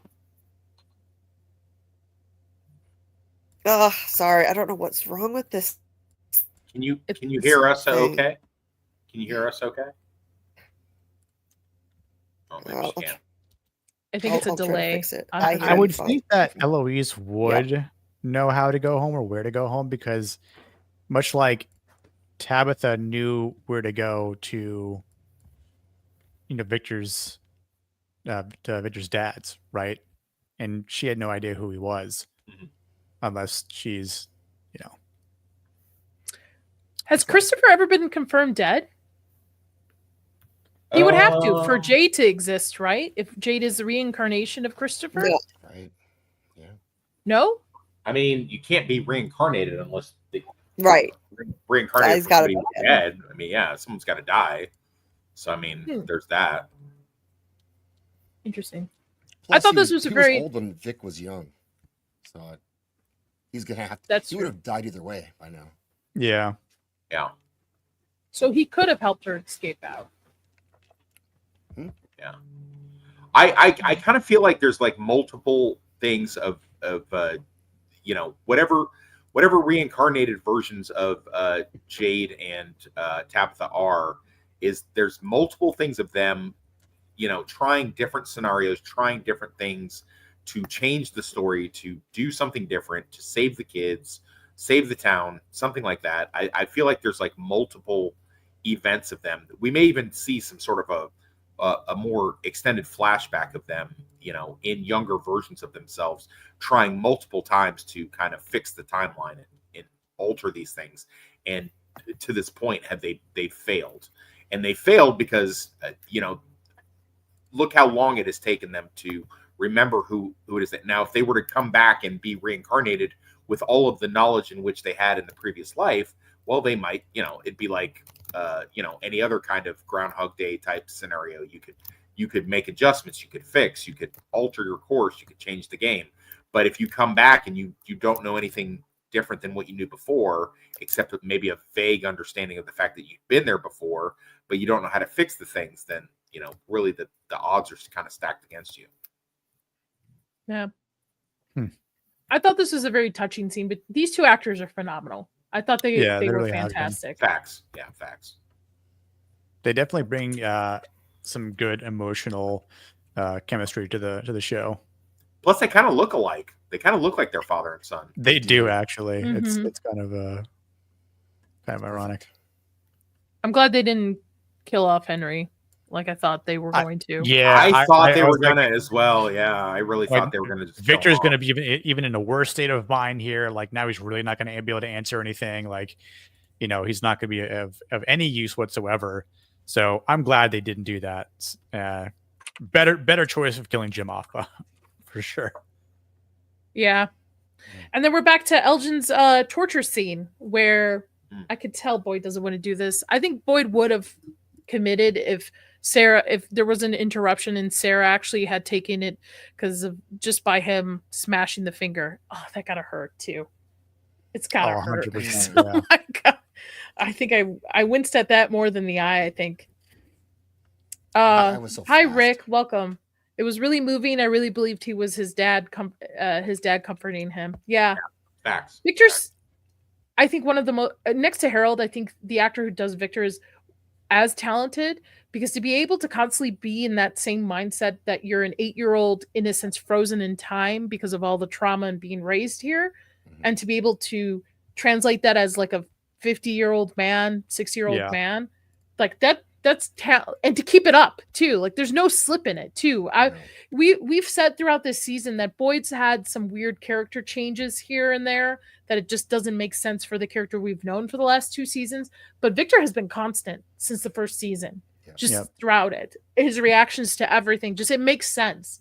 Very talented. He's a singer too, I think. Is he? Oh, wow. Yeah. If you watch him interviewed, he does not act like the character whatsoever, or look like, or sound like. So that just shows me how committed he is to that role. Yeah, as I say, this is a good example of what acting is. Something that you're not, and he's been super consistent. Yeah, but Boyd gets interrupted here because Acosta just likes to accost him. Before that, we finally get Jade figuring out, with the help of Jim, figuring out that it's music. You know what? God bless them that Jim was in the room. Jim was in the room for it. There's this one use here. Yeah. Oh, let me bring it back up. Hold on 1 second. R.I.P. Jim. Loving memory. Respect. Like, I thought the last 2 episodes, I was like, oh, he's mellowing out. He's going to be a great character leading into season 4. Nope. In season 4, Jim and Tabitha actually communicate, and he listens to his wife. Just kidding. Oh, you know what? I bet he does come back in season 4, but he's a ghost or entity or whatever. Oh, for sure. Oh, that would be hilarious. Yeah. Yeah. And then he gets to watch Jade and his wife, Maybe sure, that's the go thing. at it at some point. Whoever Dr. Mabuse kills, that person ends up becoming a nightmare creature. I thought It's about probably that. not right, but it's I think probably the not nightmare wrong. creatures are the original individuals who sacrificed their children in the beginning that we get the Yeah. revelation in this. But I think certain entities come back, like the bartender, Father Koshri. Dale hasn't come back. R.I.P. Dale. He's hasn't stuck at shown the up. moment. You'd think he'd be the one haunting Donna. It would make sense for him to be. True. Dude, imagine if you just start hearing these things like Donna, Oh, no. at night, right? And like it's just tormenting her. I'm stuck in the concrete. I'm still alive. But not really. We're talking about, Julie, the fact that we think Jim will come back in season 4, but as one of the entities, that ghost entities. Oh, he will totally be back as Ghost Jim. 100%. I predict that. It's spelled Jim with a G now. Yeah. Your mic's a little echoey, just FYI, and I can hear myself in the back. Oh, damn it. I thought if I'd use my phone, it might be better. I'll just switch back to my Chromebook and hope for the best. You're all good. You're all good. We got some time. So with them figuring out, anybody else see music notes coming out of the left field? After I feel like it's been dates the entire time. Yeah, I thought coordinates, and then now that they've using music notes, and then somebody else said something about Masters of the Universe and how the music notes were coordinates in that movie, and I was like, all right, well, you know what, that makes sense. I'll buy that. I'll allow it. And my question too is, when you die in From, do you is it done? Like, are you officially dead? Is there a way to bring people back if they solve this? There seems to be some sort of idea that if you die by mortal means in From, that you might be someplace else, somewhere else. But if you die by the monsters, then you're done. So I'm not sure. Yeah, they don't really answer that, unfortunately. I mean, we're only guessing at this point, you know. They don't answer that in From. That's so crazy. They answer so much other stuff. They're no longer in purgatory. Well, at least that's true. Yeah, at least they're no longer in purgatory that we all thought. After you leave purgatory, though, then there's only 2 places you can go. Yeah. They're definitely in hell. They're definitely in hell. In fact, you can't get a good steak in this place. They're definitely in hell. They just let their cows go. They don't even care. Yeah, so is that actually food they're eating? Oh, interesting. Which reminds me of I gotta say it, The Matrix. You think that's air you're breathing? I saw the funniest meme in relation to this show where there was somebody was like, I think you guys may have seen it. It was like, they've got free electricity. They don't have to work. It's free water, free food. Okay, you have to stay in the house at night, but oh well. I think you guys are not looking at the bright side of this situation. I was gonna make a joke earlier about this being like a simulation, which I don't think it really is, but my one thing would be like, if this was all being machine driven in code aspect, it's all just if then coding algorithms. If this happens, then this happens. It's like, if you kill a nightmare creature, then you got to sacrifice a baby and so forth. So, I mean, that could just be an actual rule, right? Like rules to Fromville itself. But I don't think it's actually like a digital simulation like the Matrix. It's not it. I think it's more Lovecraftian. The more I think about for sure. The show. Yeah. I think there's a mix of it, or they're just. You know what, Dieter? Right. What happened to the orgies at Colony House? They don't have them anymore.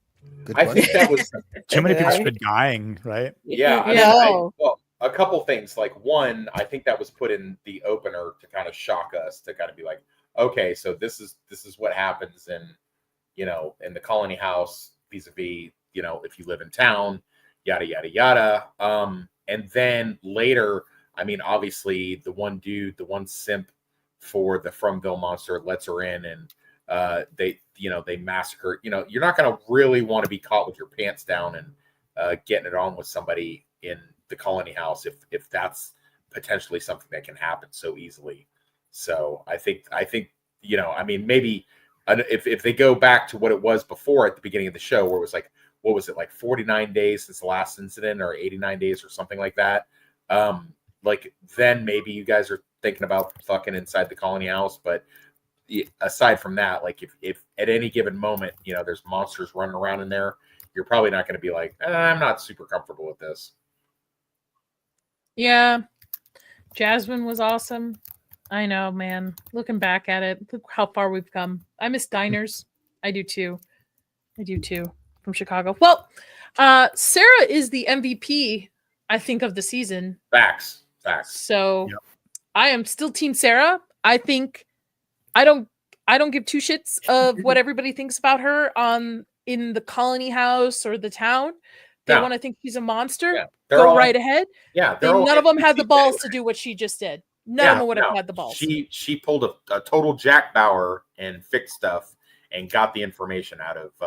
I mean, it ultimately didn't mean anything. But I mean, she got it done. I mean, if nothing else. I think it also. I love the line where she said, like, "This place already has my soul."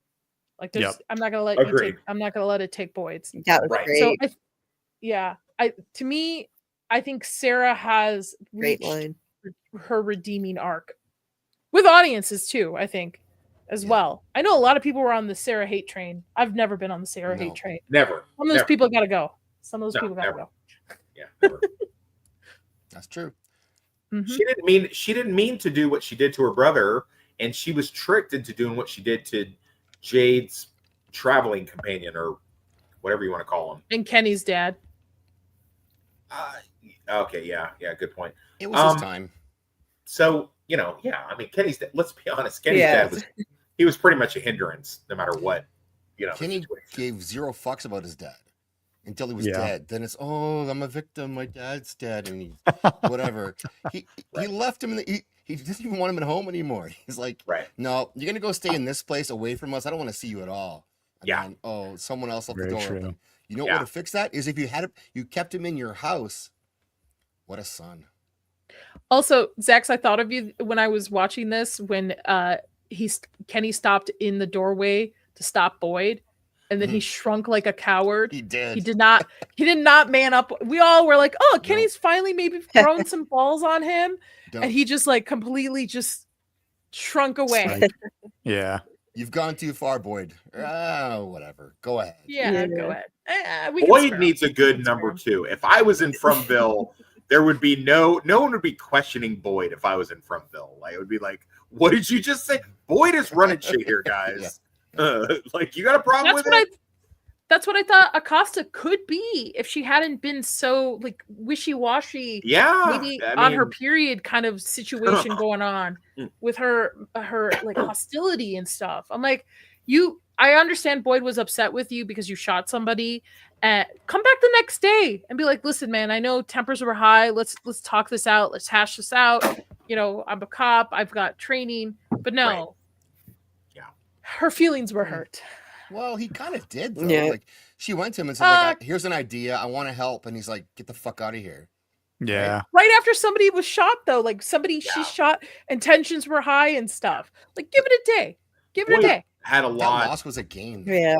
Yeah. I know you were happy about it. Yeah. Boyd had a lot going on, to be fair. I mean, just he could have handled it better. But I listen, both with his acting and with the character itself, like I will find no fault. I'm Team Boyd all the way. All the way to the end of this thing. I'm Team Boyd. So whatever her little issues are, I could care less. I felt Boyd was very wishy-washy this whole entire season. Like, there are some moments in this season that I'm like, this is not the Boyd I've been used to for the last 2 seasons. Really? Yeah. Something. There were. I think we've discussed it. Who else would have stayed and kept their equanimity and watched the Asian mom, Kenny's mom, get tortured and practiced the phrase that she kept saying just to give him some peace and tell him that phrase? Who could have done that? But that is Boyd. That's Boyd. But there are and I can't recall, but there are other moments throughout this season where I'm like, that doesn't make sense for his character to say this or do this certain way. And I think we've discussed it in on the stream in the past, that there are just certain moments that just doesn't come off as Boyd, but that is Boyd. Like, that is who I remember.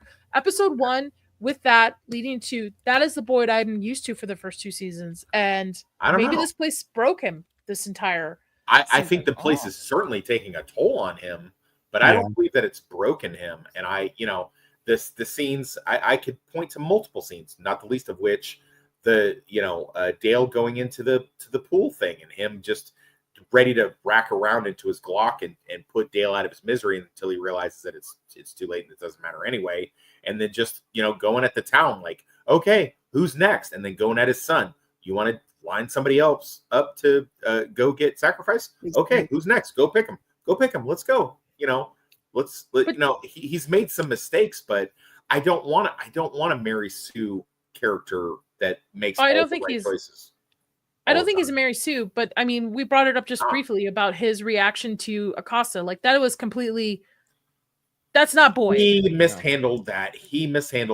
But you know, I can forgive him. You know, I can forgive quite a lot when it comes to Boyd. So I mean, you're not watching season 4. It's not because of Boyd. Because you hate effing Boyd. Writers. I hate Boyd, man. I get it. It's all right.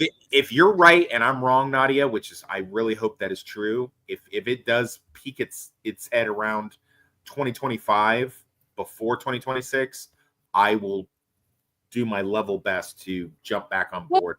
But how many 2026 is asking a lot. Was season 3 from filming? Well, the show itself proper started 20 weeks. 20 weeks. It took them 20 weeks to film the 10 episodes. Okay. So that's not bad. 52 weeks is a year. So if they start right after the holidays, give everybody the holidays, go home, kiss your family, come back after the new year. They start filming because they're filming Rejuvenate, in Nova Scotia. They start end of January.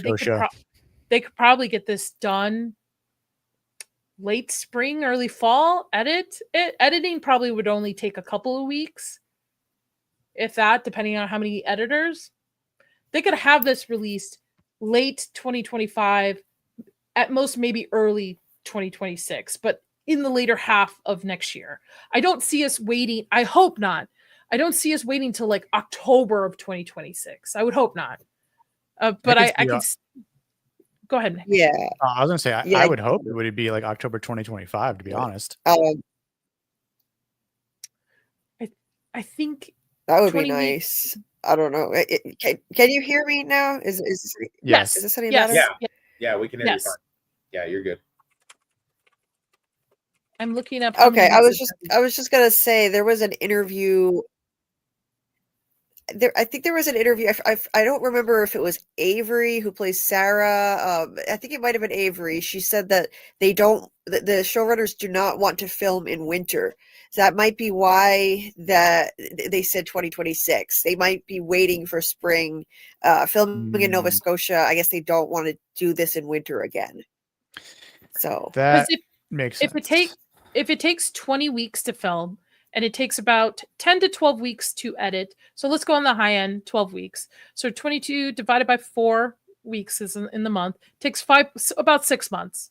So if they start early spring filming and they go into the fall, we could probably see this towards the end of 2025 or early 2026. I don't see we're going to see late 26. I'd be very surprised if we get a fall of 2026. Yeah. Yeah, I think they'd be pushing too far back, honestly. Muncher. Jim, please come back. We need you. I have something for you, Muncher. Hold on. Let me pull it up for you. There you go. In loving memory. And it says, let me get your comment out of the way. Died doing what he loved best, not listening. It's true. So, there you go. I liked the Yep. I don't know how Ledger, he's a Jim lover. I'm comfortable. Okay, Team Boyd, crystal clear. I like that the reincarnation theory sticks. I don't know how I feel about it being Jade and Tabitha, though. I like Jade. I could despise Tabitha, man. I can't stand her. Yeah, she's not great. She's not great. Her accent just still bugs me. I don't know. She's not great. She's probably I guess she's bottom of the show now. Like her and Fatima, Ellis. Yeah. Maybe they'll, I don't know, drive out of there together. We'll never see them again. She's not my favorite character. all the no's, oh my god, like if she's gonna be such a central character, they've gotta try to get that out of the way. Like I feel like that's her ad-libbing that. It's probably not in the script that many times. The no's, oh my god, I can't. Yeah, they've burnt us out. It's getting annoying. Yeah, they burnt us out way early in the season, showing the stupid Lifetime movie drama between her and Jim, and they, one person doesn't want to speak and the other one does, and then they flip-flop it, and then they don't, and then they don't answer the questions, and the one person goes up. Like, they already burnt us out on that. Like, we were just like, so every time that she does something, we're just like, dude, I'm so done right now. Like, I'm so done with your bullshit. I think she's just too fragile. Like her mind is too fragile. Like she can't, kind of cope with what's happening. Like Jade seems to be taking it rather well, or at least better than Tabitha.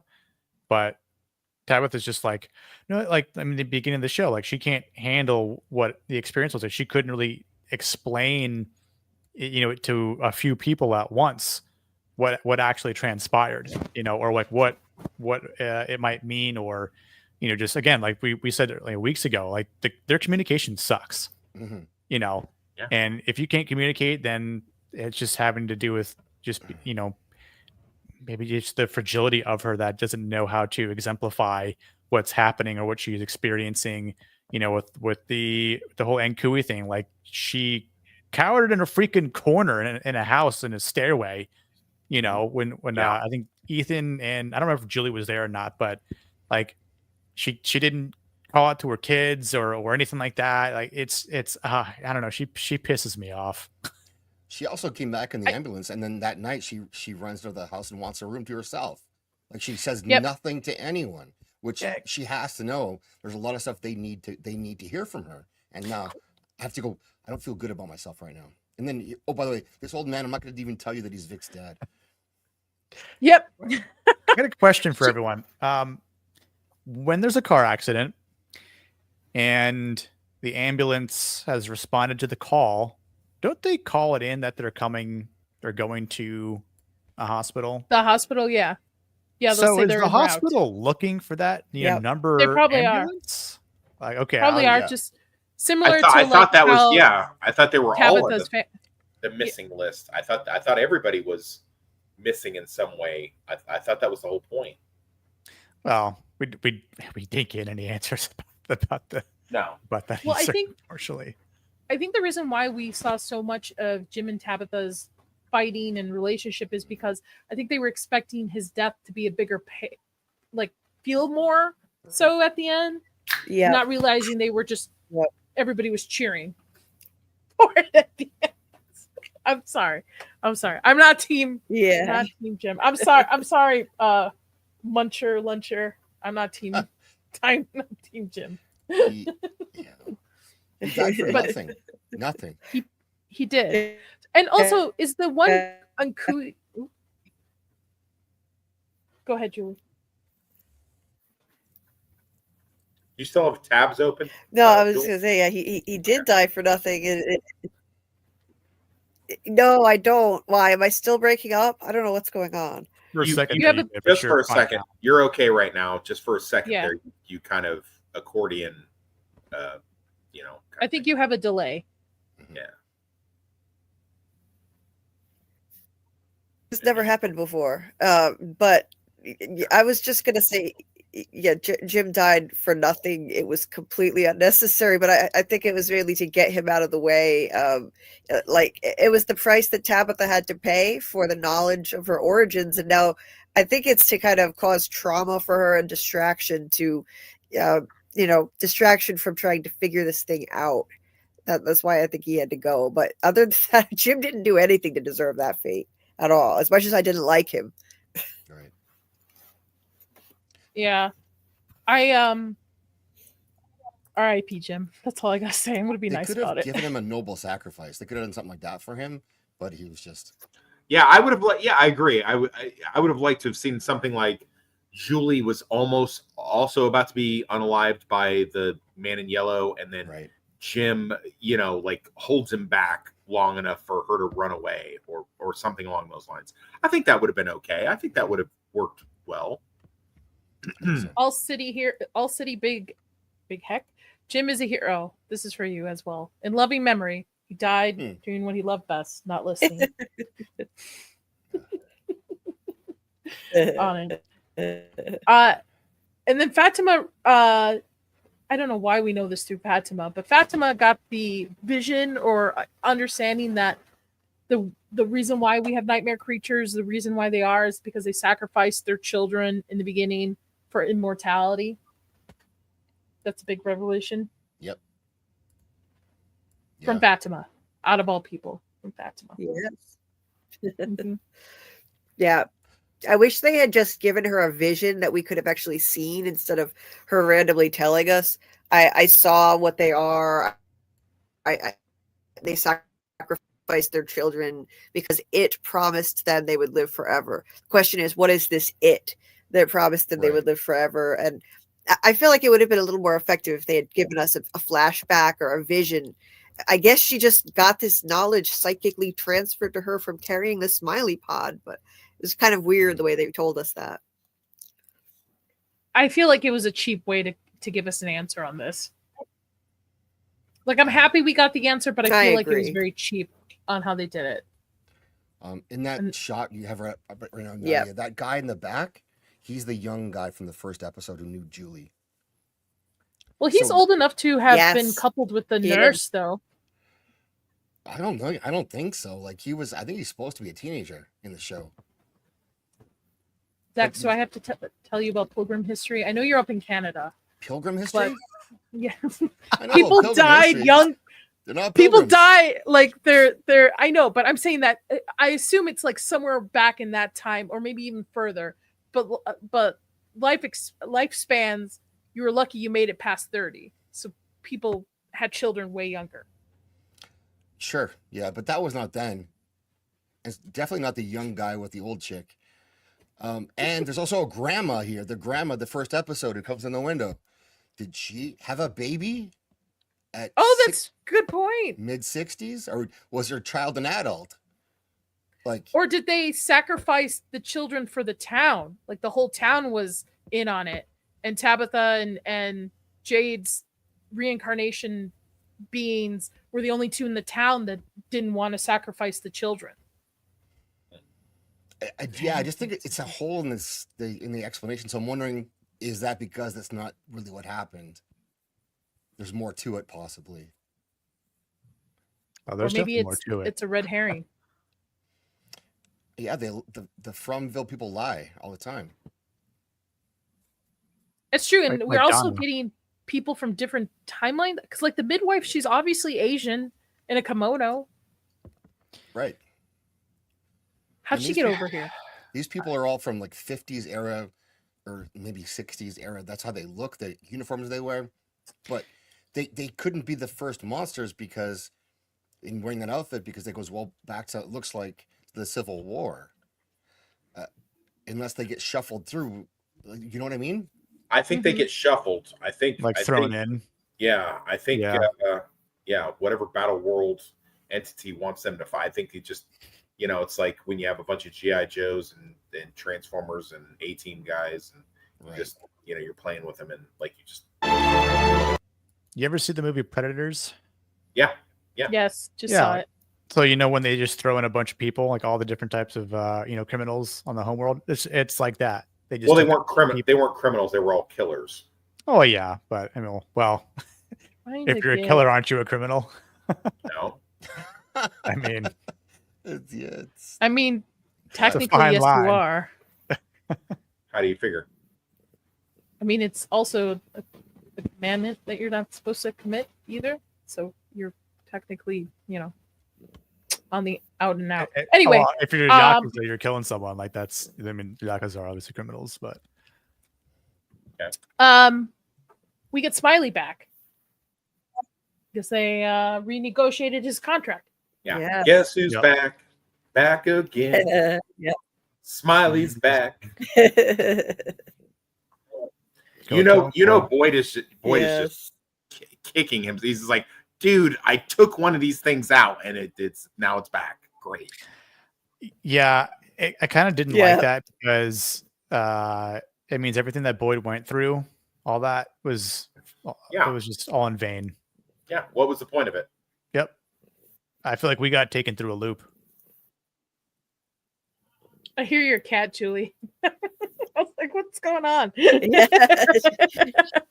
She purrs like a Mack truck. Oh yeah, I hear now. Yeah. Ankui, remember. Maybe Ankui is a cipher, right? Some sort of cipher with the letters just match up a different way. I'll buy that. Yeah. I could see that. Or again, it could have been, if it's children, a made-up word they had back in the day. We don't even know at what. It's definitely a made-up word that if it's like zero language. I tried looking that up one time where I'm like, does it match any language from any time of any dialect? And I couldn't find a single damn thing. Also, I've been saying like these entities started during the Pilgrims, like that time.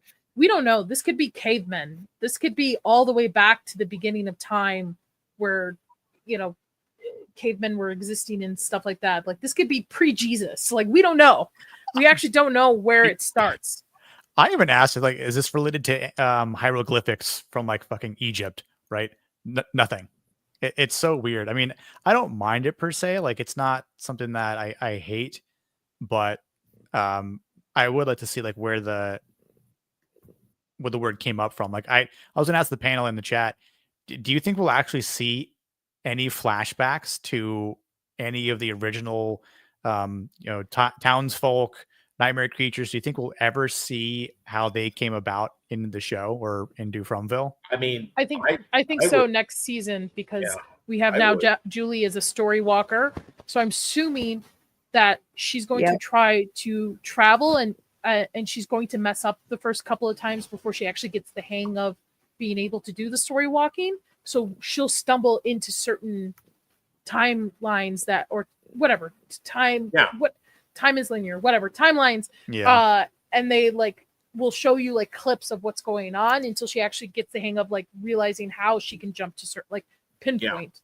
How the I buy that. A little Brand the Broken, like dream walking, whatever you call it, like seeing the events but not really being able to affect them all that much. Although I have heard a theory that she is the reason why we found all of the talismans. Like she knows what the talismans are, and she placed them for Boyd to find.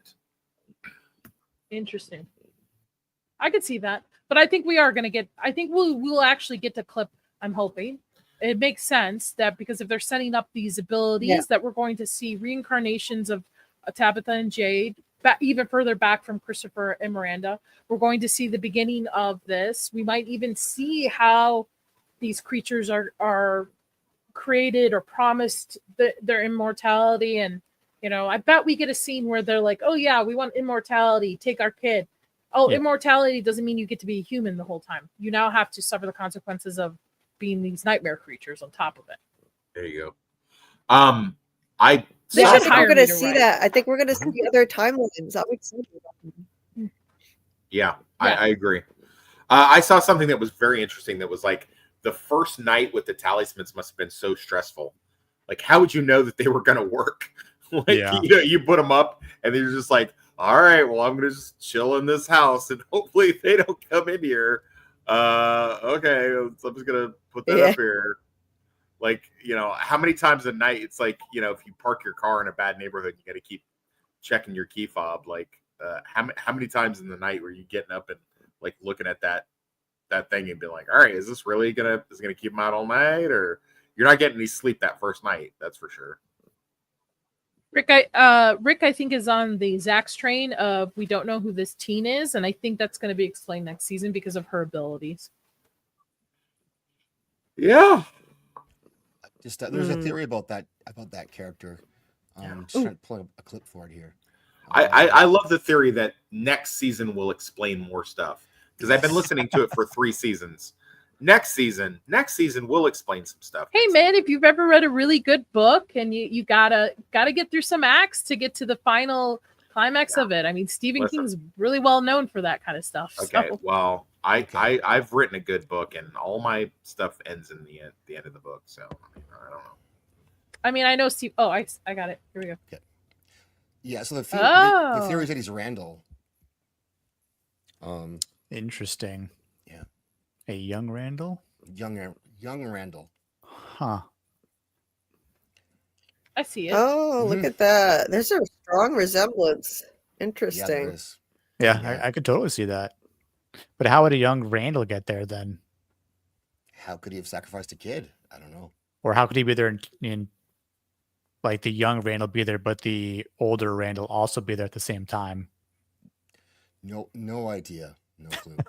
Don't know What how if that works. what if the writers go, let's throw this line in here to creep people out for this first episode? And then they're like, oh no, the fans are theorizing that this thing actually makes sense, like is important. And it turns out it's not. It's just them going, how do we creep them out anymore? Well, let's have one of them recognize Julie. I thought that for this, in the first episode, there was going to be that they take the form of someone you know, and that is not what happened at all. So I kind of forgot about this guy until the last episode of the season. People were talking about it. And I solved it. You did? I solved it. I did. Julie is going to travel back in time. She is going to see this individual before he becomes a nightmare creature. Agreed. Comes back, fast forward to where she's introduced, and he goes, don't you not remember me? So he knows her because of her story walking and the ability to get back in time. So mark this. I'm right. No, you're right. I 100% agree with that theory. Yeah, that makes sense. Yeah. And they need to hire me, man. Yeah, they need to get you in there, Nadia, for sure. Get me in the storyboard. Put her in. Come on, Yeah. from creators. Let's go. I'm really getting tired of the TikTok. Julie, they keep shipping her with these older people. I have one where they ship her with Jade, and I'm like, bro, she's 16 on the show, maybe 17. Are you kidding me? I swear. Gross. Yeah, That is just TikTok. nasty. It's all on Seriously? TikTok. Yeah. Oh, TikTok and look TikTok's her up. tough. They've got They her. need to stop. They've got her shipped with a lot of people. I'm like, dude, you Ban guys are the- TikTok. Yeah. Well, Yeah. they're gonna. Yeah, apparently, but That comment is not coming fast enough for us. We are I know. doomed. We are doomed. All right. So the Bobby big G says it's revelation. Thomas. I think that's a good theory too. In the chat. Oh, maybe it's Thomas, but he survived like a certain timeline or something. Or he was sacrificed by his parents. ooh, I think no offense, Bobby Tabitha G. I think helped my him off theory is of- better. Change table. I think my theory is better that she just met him before he became a monster. Maybe that's her love interest in season 4. Maybe she's stuck in that time and she gets acquainted with him. I mean, he would be a boy around her age appropriately at that point. Yep.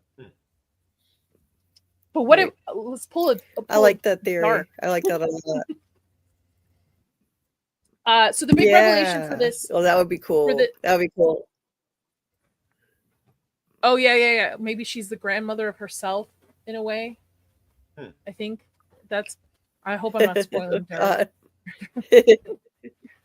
Dark is a fantastic series. If nobody in the panel chat, if you have not seen it, it's worth reading the subtitles. It's probably one of the best series Netflix has ever put out. Yes.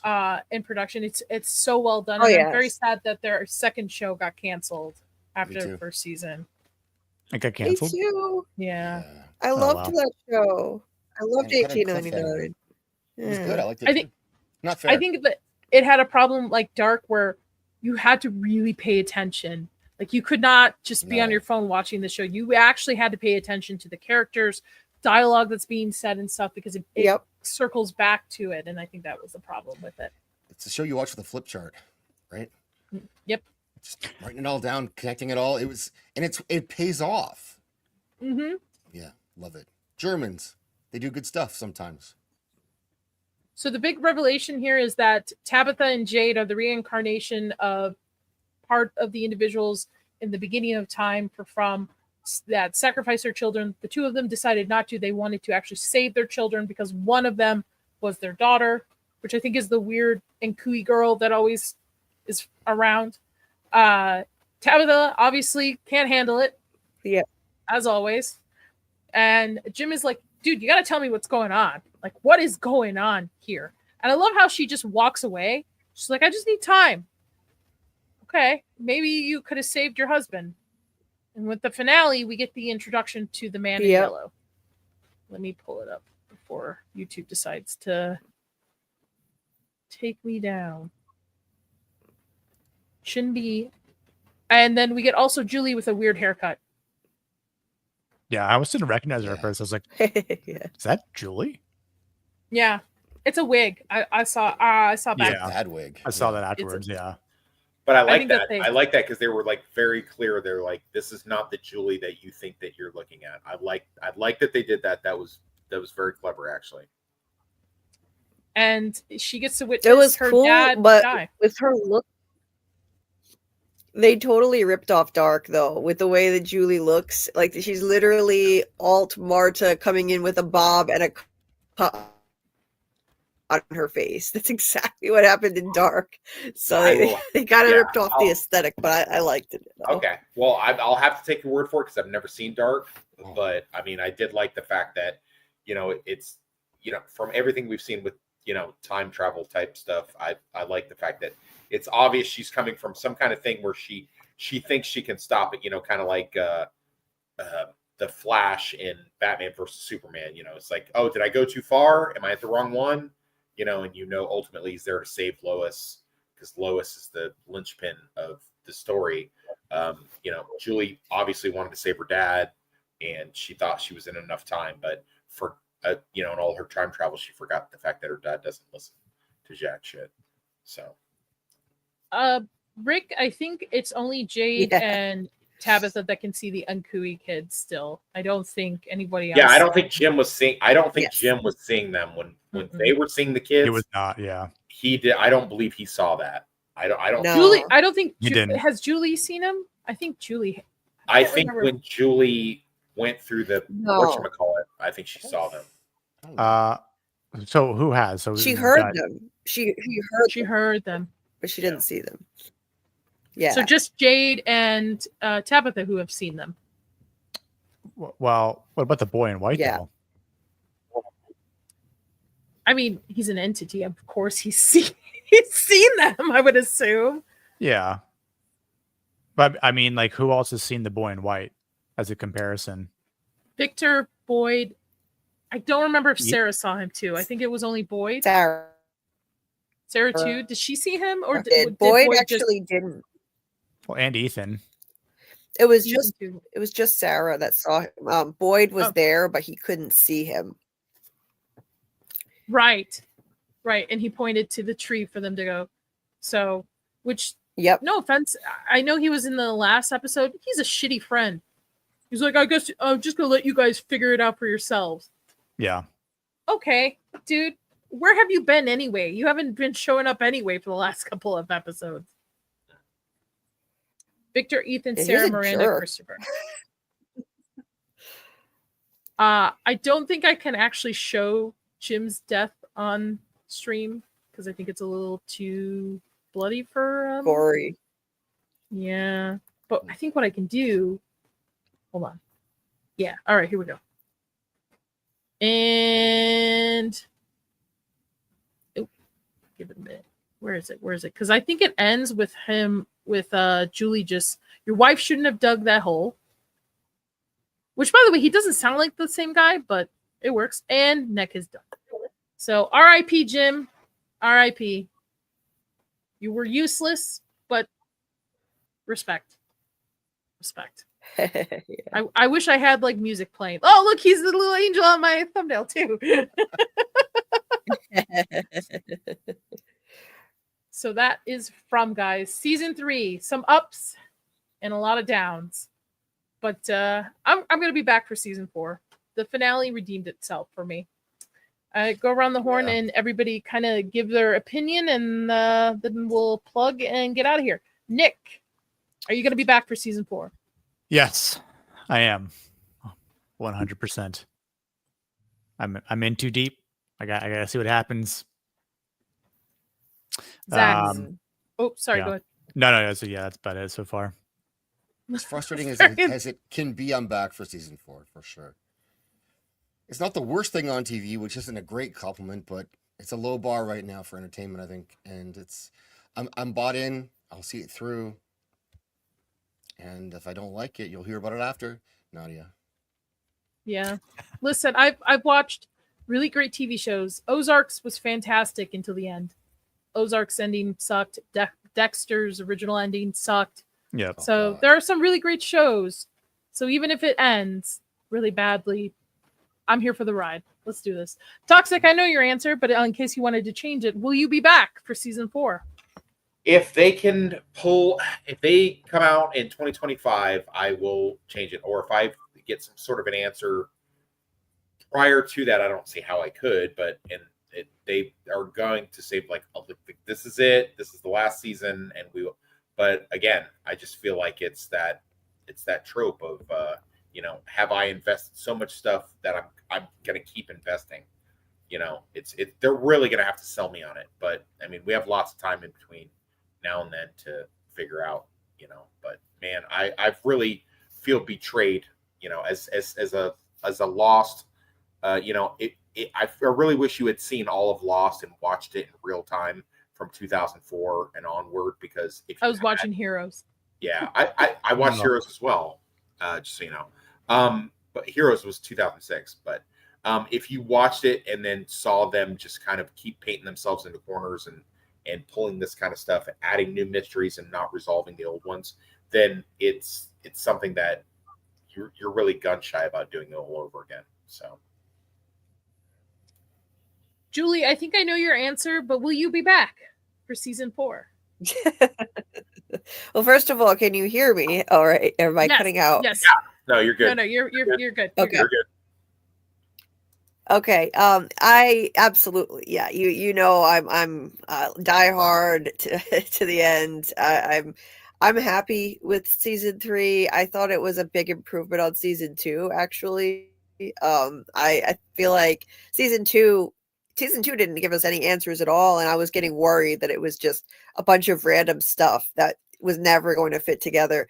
But they're starting to put the pieces together into something that actually makes sense. It's got answers. It's got more questions, yes, but I'm okay with that. I enjoy making theories, and I like that there are still a lot of possibilities. I enjoy it. That's why I do crazy long marathon streams still, even after the season ended. I'm still on stream, going back to the beginning, doing a rewatch on my channel, 1 episode per week, and just figuring out, like, going back and looking, you can see how they actually planned a lot of stuff that's happened now. They definitely had a plan from the beginning. It just wasn't clear at the time. When you go back and rewatch, I can totally see the foreshadowing, the clues.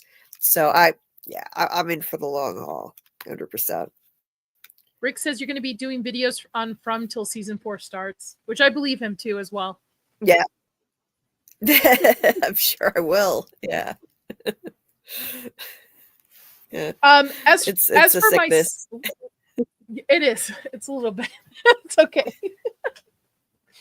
As for myself, I'm in. I'm going to be in. I love this show, even with all its faults and flaws. To me, I really think our next season is going to pay off with a lot of answers, maybe even some more questions, because they do want 5 seasons and they're not going to blow their load entirely in season 4. But I really think this is probably one of the best shows out there right now, next to a couple of them, and I still recommend it. Even with the dips in season 3, I still recommend it to people if they're looking for something fun to watch. So I will be back for season 4.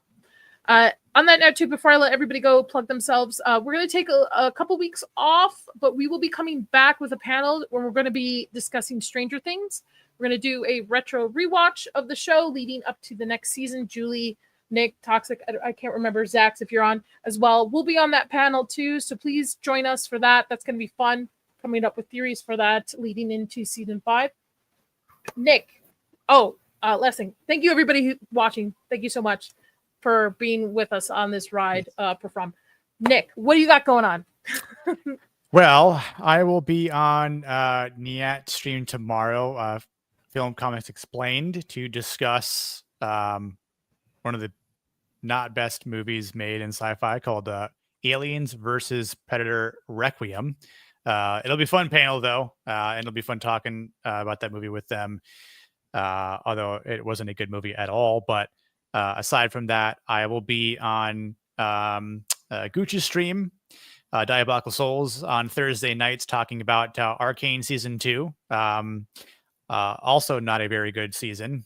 But aside from that, you can find me on X at Plot Strikes Back, and on YouTube as well, where I've been covering an array of shows such as Yellowstone, Dune Prophecy, and Silo, and a bit of Star Wars. But that's about it so far. Very cool. I dropped Nick's link in the chat. Those of you who are watching now or watching on the replay, please go check out Nick's channel. Let's try to get him to 100 subs. Let's even more so, but let's try to hit that first goal. Great content. Sorry, I'm all over the place on that. So please go check that out. Zax, as I pull up your link, what do you got going on? I do stuff places. I do stuff with my channel on Saturday nights and on Wednesday nights. And I put out shorts and videos like, very rarely, but I love streaming. That's what I love to do. So I'm here with Nadia. I'm on different people's channels as much as I can be. And yeah, just subscribe to me, hit the notification bell. So whenever I go live, you'll be there. And yeah, you can come and hang out. I think we have a good time on my shows. Saturday is more of a comedy show. And Wednesday is, we watch a lot of cringe stuff and laugh at it. And Wednesdays we do is a bit more serious, called What's Good Wednesdays. And right now, last week we covered our favorite epics. We got a pool of the best epic for us, the best epic movies, and discuss what that means. And then we're gonna do a tier list of the ones that made the cut next week. Very nice. Yeah, that was a good stream. I had fun It was. listening to that. Thanks. Yeah. Lord, I'm gonna put your link in the thing as well. What do you got going on? And I'm trying to find your book link too as well. Oh, I'll put it in the private chat if you'd like me to. Yeah, please, and I'll put it in the actual chat. But what do you have going on, or plug your book, whatever you want to do. Yeah, so my first book is out. It is available. Slapdash. It is available on Amazon Prime and Amazon Kindle.